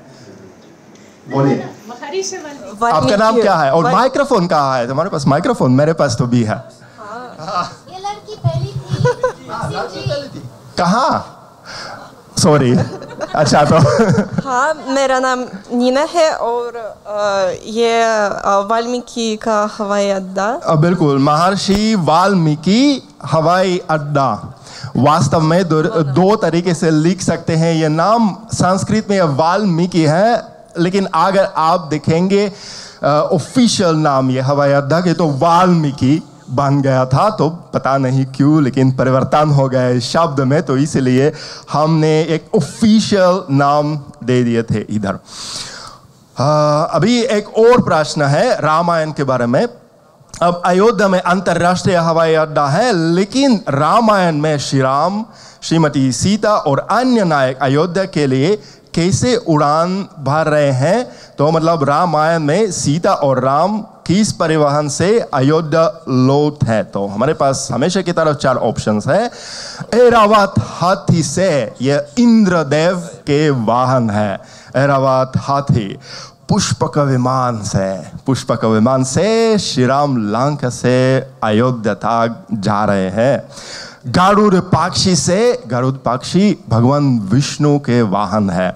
और हवाई जहाज से, मतलब एयर इंडिया फ्लाइट या एयर फ्लोट फ्लाइट से वो पहुंच आए अयोध्या। तो कौन जानता है, किसको पता है? ऐरावत हाथी से, पुष्पक विमान से, गरुड़ पक्षी से, हवाई जहाज से। किसको पता है? कोई नहीं जानता है। कौन जानता है? बच्चे लोग। राम जी पुष्पक विमान से, ऐरावत हाथी से, एयर इंडिया फ्लाइट से, या क्या और है, गरुड़ पक्षी से आ रहे हैं। अयोध्या? नो, नहीं, कोई नहीं जानता है। अच्छा, अभी तो आपका नाम क्या है? सही बात है, पुष्प विमान। मेरा नाम मारिया है, मारिया मजुका। मुझे लगता है कि पुष्प के विमान से। पुष्प का विमान से, ये तो अच्छा प्रयास है, मगर सही बात भी है। रघुपति राघव राजा राम, पतित पावन सीताराम। तो सीताराम जी पुष्प का विमान से आए थे। अभी भूगोल के बारे में बातचीत करेंगे, जियोग्राफी, इंडियन जियोग्राफी, लेकिन पुराणों के बारे में भी और इतिहासों के बारे में भी। भारतीय संस्कृति में हम मानते हैं कि गंगा स्वर्ग से पृथ्वी पर आई थी। तो मतलब गंगा जी आसमान से पृथ्वी पर आ रही है, और परंतु पृथ्वी पर ये दो नदियों में विभक्त हो जाती है। दो नदियां हिमालय से आ रही हैं और देवप्रयाग में मिल जाती है और गंगा का निर्माण करती है। जैसा कि हम जानते हैं, पहली नदी को अलकानंदा कहा जाता है और दूसरी नदी का नाम क्या है? मतलब ऋषिकेश से शायद 80 किलोमीटर दूर एक नगर है, छोटा नगर है, देवप्रयाग के नगर का नाम है। तो उधर से, देवप्रयाग से, यहाँ से गंगा जी निकाल जा रहे हैं।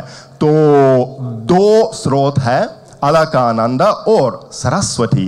ये बड़ी नदी जो देवप्रयाग, यमुना और गंगा जोड़कर निकालती है। भगीरथी, नर्मदा और कावेरी, कौन सी नदी ये गंगा का स्रोत है? जी, I think it's variant B. B. आपका नाम क्या है? My name is Anya Muradova. अच्छा, हिंदी में बोलिए। मेरा नाम आन्या। अच्छा, ये तो अच्छी बात है, क्योंकि हम सिर्फ हिंदी भाषा से इस्तेमाल कर रहे हैं आज, तो इसलिए हिंदी में बोलिए।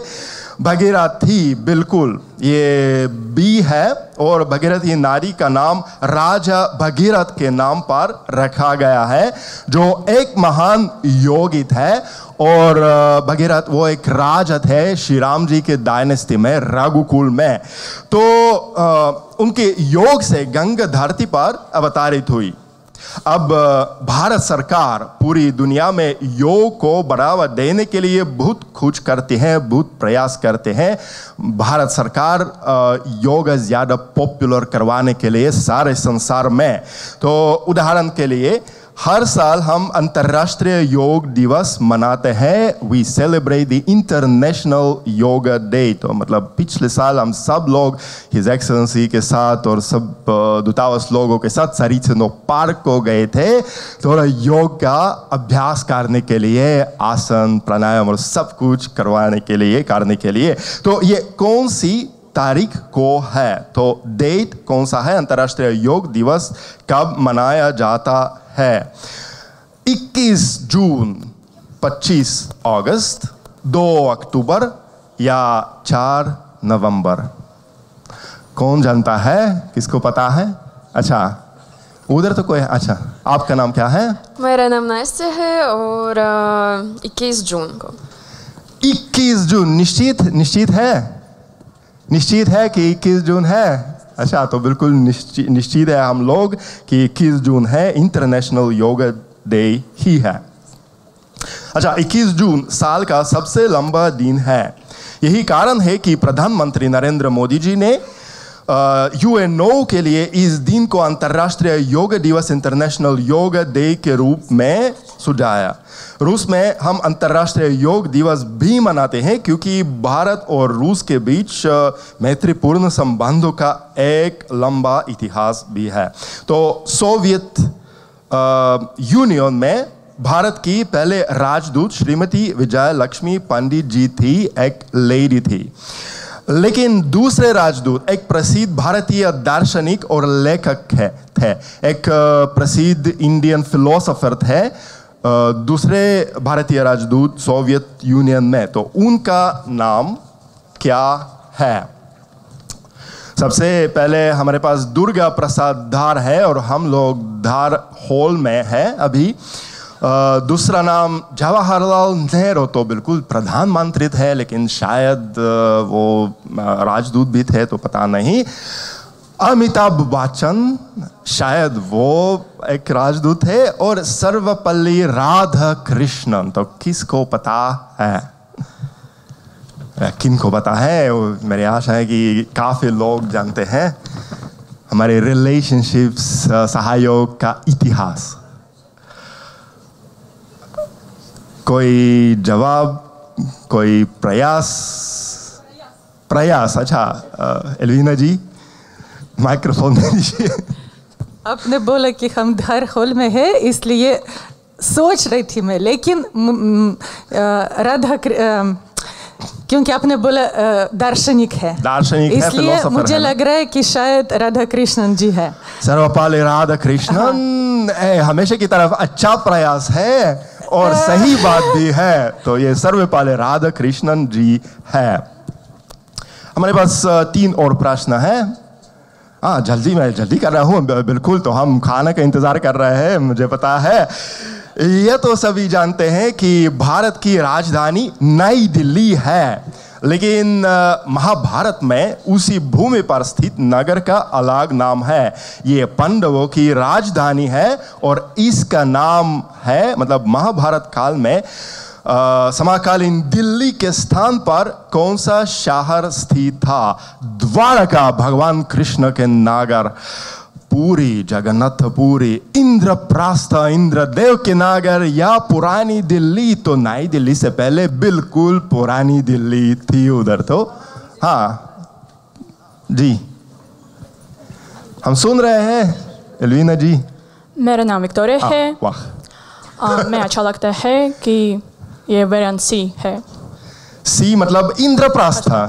इंद्र भगवान मतलब इंद्रदेव का नगर है, और ये सही बात है, ये इंद्रप्रस्थ है। अभी तो एक मोहल्ला है दिल्ली में, और ये मोहल्ला का नाम इंद्रप्रस्थ बिल्कुल है। और मेट्रो स्टेशन मुझे लगता है कि भी इंद्रप्रस्थ है। यही दिल्ली के बारे में बोलना जारी रखें। आजकल दिल्ली मेट्रो दुनिया की सर्वश्रेष्ठ मेट्रो में से एक ही है। तो मैं एक बड़ा फैन हूँ दिल्ली मेट्रो के, क्योंकि हमेशा दिल्ली आकर मेट्रो से जा रहा हूँ। बहुत सुंदर है, बहुत साफ है, बहुत बड़ा है। तो पहले लाइन, रेड लाइन का उद्घाटन 25 दिसंबर 2002 को किया गया था। वो भारतीय प्रधानमंत्री कौन थे जिन्होंने दिल्ली मेट्रो के पहले स्टेशन खोले थे? मनमोहन सिंह जी, इंदिरा गांधी जी, शायद इंदिरा गांधी जी भी हो सकती थी, पता नहीं लेकिन अटल बिहारी वाजपेयी जी या नरेंद्र मोदी जी, ये समय बीत है। ये एक लड़के हैं उधर। मेरा नाम माशा है। जी। मुझे लगता हूँ कि ये मनमोहन सिंह। मनमोहन सिंह, ये काफी अच्छा प्रयास है, लेकिन दुर्भाग्य से बकवास है, सॉरी और कोई और प्रयास? हाँ, एक और प्रयास, बिहारी वाजपेयी। हाँ, ये तो सही बात है, बिल्कुल वाजपेयी जी। ये मनमोहन सिंह जी 2 सालों के बाद आए थे। और अंतिम प्रश्न है आखिर में। बिल्कुल हर क्विज महात्मा गांधी जी के बारे में हम हमेशा बातचीत करते हैं, तो इसीलिए बापू जी महात्मा गांधी का अंतिम संस्कार मतलब क्रिमेशन भी दिल्ली में हुआ। और अब उस स्थान पर आधिकारिक कार्यक्रम होते रहते हैं और कई पर्यटक वहाँ आते हैं। जगह का नाम क्या है? राजीव चौक। जब हम लोग दिल्ली मेट्रो से इस्तेमाल करते हैं तो हमेशा सुनते हैं अगला स्टेशन राजीव चौक है, दरवाजे बाई तरफ खोलेंगे। राजघाट, गांधी विहार या प्रगति मैदान। ये प्रगति मैदान, ये नाम मुझे बहुत अच्छा लगता है क्योंकि ये बहुत सोवियत लगता है। तो हर जगह रूस में तो प्लोशिक प्रोग्रेस तो बिल्कुल है, दिल्ली में भी है प्रगति मैदान। तो प्रयास कीजिए। ये हमेशा की अच्छा, तो कौन? एलवीना जी, मैंने नहीं देखा। मैंने प्रयास किया कि ये बी राजपथ घाट। राजघाट, हाँ राजघाट। और लेकिन राजघाट पर महात्मा गांधी का नाम नहीं है, क्योंकि श्री राम का नाम है, अंतिम शब्दों के कारण है राम। अभी तो सब विनर्स को बधाई बधाई हो और सब पार्टिसिपेंट्स को धन्यवाद। बस बहुत बहुत धन्यवाद मैक्सिम डेमचेको जी, आपने बहुत ही रोचक अंदाज में आज ये प्रश्नोत्तरी संपन्न की। हमारी आज जो भी हमारा कार्यक्रम हुआ इसमें हमने कुछ पुरस्कार दिए थे। आपको मालूम होगा कि दोनों कैटेगरी में, निबंध प्रतियोगिता के दोनों कैटेगरी में प्रथम पुरस्कार के रूप में 10,000 रूबल की नगद राशि और द्वितीय पुरस्कार के रूप में 7,500 7,500 रूबल की नगद राशि और तृतीय पुरस्कार के रूप में प्रत्येक विजेता को दोनों कैटेगरी में 5,000 रूबल की राशि, नगद राशि दी गई थी और साथ में प्रमाण पत्र से उनको सम्मानित किया गया था। और अभी आपने ऑन द स्पॉट क्विज में भाग लिया, प्रश्नोत्तरी में। इसके प्रतिभागियों को जिन्होंने भी सही उत्तर दिया उनको 1,000 रूबल की राशि दी गई। और कार्यक्रम के अंतिम चरण में मैं जवाहरलाल नेहरू सांस्कृतिक केंद्र की डायरेक्टर सुश्री मधुर कुनकना राय जी से निवेदन करता हूं कि आभार प्रदर्शन हेतु उपस्थित हों। मैम प्लीज़ तालियों से आप मैम का अभिनंदन कीजिए। प्रणाम। विश्व हिंदी दिवस के अवसर पर संपन्न आज के इस कार्यक्रम की सफलता के लिए बहुत से विद्वानों ने अपना योगदान दिया। मैं जवाहरलाल नेहरू सांस्कृतिक केंद्र भारतीय दूतावास मॉस्को की ओर से सभी के प्रति आभार व्यक्त करना चाहती हूँ। सर्वप्रथम MSLU के associate professor doctor Maxim Demchenko ji, HSC के associate professor doctor Tatiana Dubyanskaya ji, MGIMO के प्रोफेसर मारिया रेचिकोवा जी जैसे हिंदी के विद्वानों के प्रति मैं आभारी हूँ। आपने अपने व्यस्त दिनचर्या से बहुमूल्य समय निकालकर इस कार्यक्रम के लिए अपना सक्रिय योगदान दिया। निर्णायक मंडल के सदस्य मॉस्को स्टेट यूनिवर्सिटी में हिंदी विभाग की वरिष्ठ अध्यापिका तथा विभिन्न भाषाओं की जानकार डॉक्टर लुदमिला खोकलोवा जी, RSUH में हिंदी विभाग की वरिष्ठ अध्यापिका एवं लेखिका प्रोफेसर इंदिरा गजीवा जी, भारतीय राजदूतावास विद्यालय मॉस्को के हिंदी अध्यापक अजय कुमार साहब जी ने कठिन मूल्यांकन कार्य का चुनौती भरा दायित्व निभाया। इसके लिए मैं आप सबको हृदय से धन्यवाद देती हूँ। हिंदी भाषा के प्रचार प्रसार के काम को भविष्य में जारी रखने के लिए युवा पीढ़ी की भागीदारी ज़रूरी है। निबंध लेखन और काव्य पाठ प्रतियोगिता के ऊर्जावान प्रतिभागियों की मैं विशेष रूप से प्रशंसा करना चाहती हूँ, क्योंकि आप सबके बिना इस कार्यक्रम का आयोजन पूर्ण सफलता नहीं पा सकता था। भाषा का मूल रूप तभी विकास करता है जब उसके प्रयोग करने वाले परिश्रम करें। रूस में हिंदी प्रेमी सचमुच हिंदी के प्रयोग में बहुत आगे हैं। इस प्रतिकूल मौसम में इस कार्यक्रम में आप सबकी इतनी बड़ी संख्या में सक्रिय भागीदारी से हमें बहुत खुशी हो रही है। MSU, HSC, MSLU, MGIMO और RSUH के सभी अध्यापक, विद्यार्थियों, आशा है कि आने वाले समय में भी आप सभी का प्रत्यक्ष और अप्रत्यक्ष सहयोग हमें मिलता रहेगा। इसी आशा और विश्वास के साथ पुनः एक बार आप सभी का हृदय से आभार व्यक्त करते हुए मैं अपनी धन्यवाद प्रस्ताव कवि प्रियंकर पालीवाल की कृतज्ञ हूँ मैं भी कविता से विराम देती हूँ।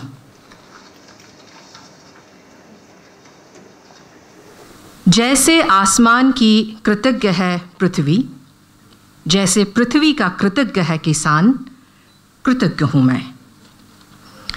जैसे सागर का कृतज्ञ है बादल, जैसे नए जीवन के लिए बादल का आभारी है नन्हा बीज, कृतज्ञ हूँ मैं।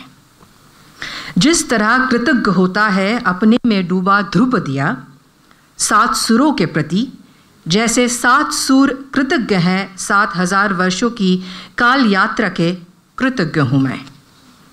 जैसे सभ्यताएं कृतज्ञ है नदी के प्रति, जैसे मनुष्य कृतज्ञ है अपनी उस रचना के प्रति जिसे उसने ईश्वर नाम दिया है।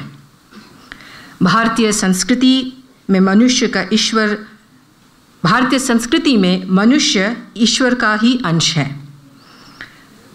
प्रतिरूप मानते हैं। तो ऐसे में आप सभी सुधीजनों का मेरी तरफ से एक बार फिर धन्यवाद, अभिनंदन। बहुत बहुत धन्यवाद मैडम, आपने आज के इस कार्यक्रम को सच में मूर्त रूप प्रदान किया।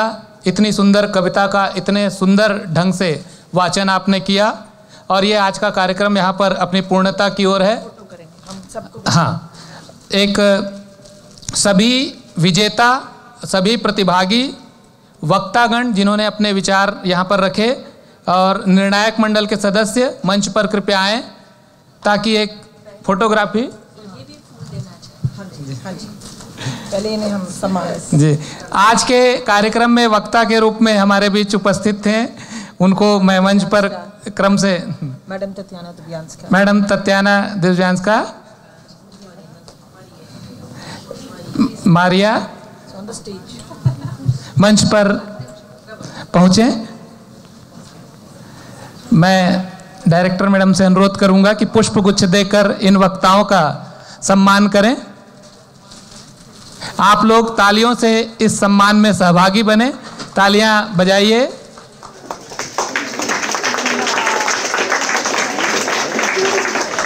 अब मैं सभी विजेताओं को मंच पर आमंत्रित कर रहा हूं, यहां पर आएं। All winners and all participants please come. All participants of the competition, essay competition and poem recitation competition, please come on the stage for group photograph.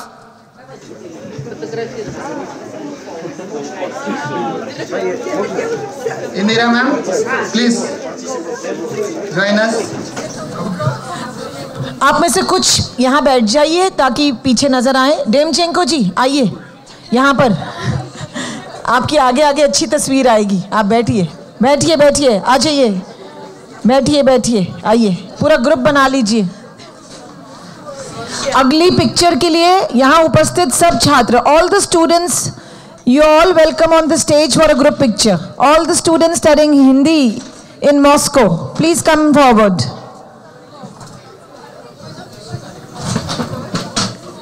Hindi पढ़ने वाले सब छात्र सामने आ जाएं एक ग्रुप फोटो के लिए। आ जाइए, ज्वाइन करिए ग्रुप को। वो सब छात्र जो हिंदी पढ़ते हैं आ जाइए फोटो के लिए। हिंदी पढ़ने वाले सब छात्र सामने आ जाएंगे।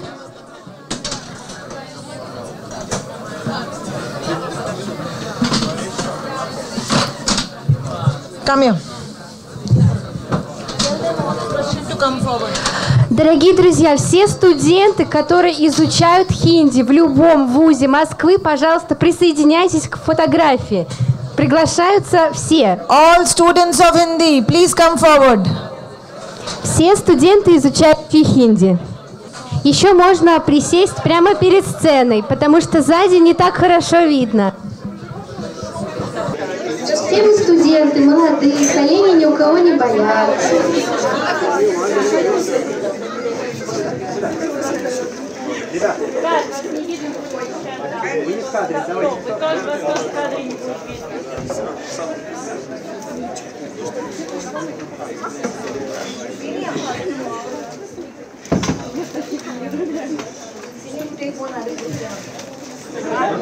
Как вас много? ИСА, МГУ, пожалуйста. Moscow State Linguistic University. Студенты РГГУ, пожалуйста, приготовьтесь для группового фото. Higher School of Economics, HSC.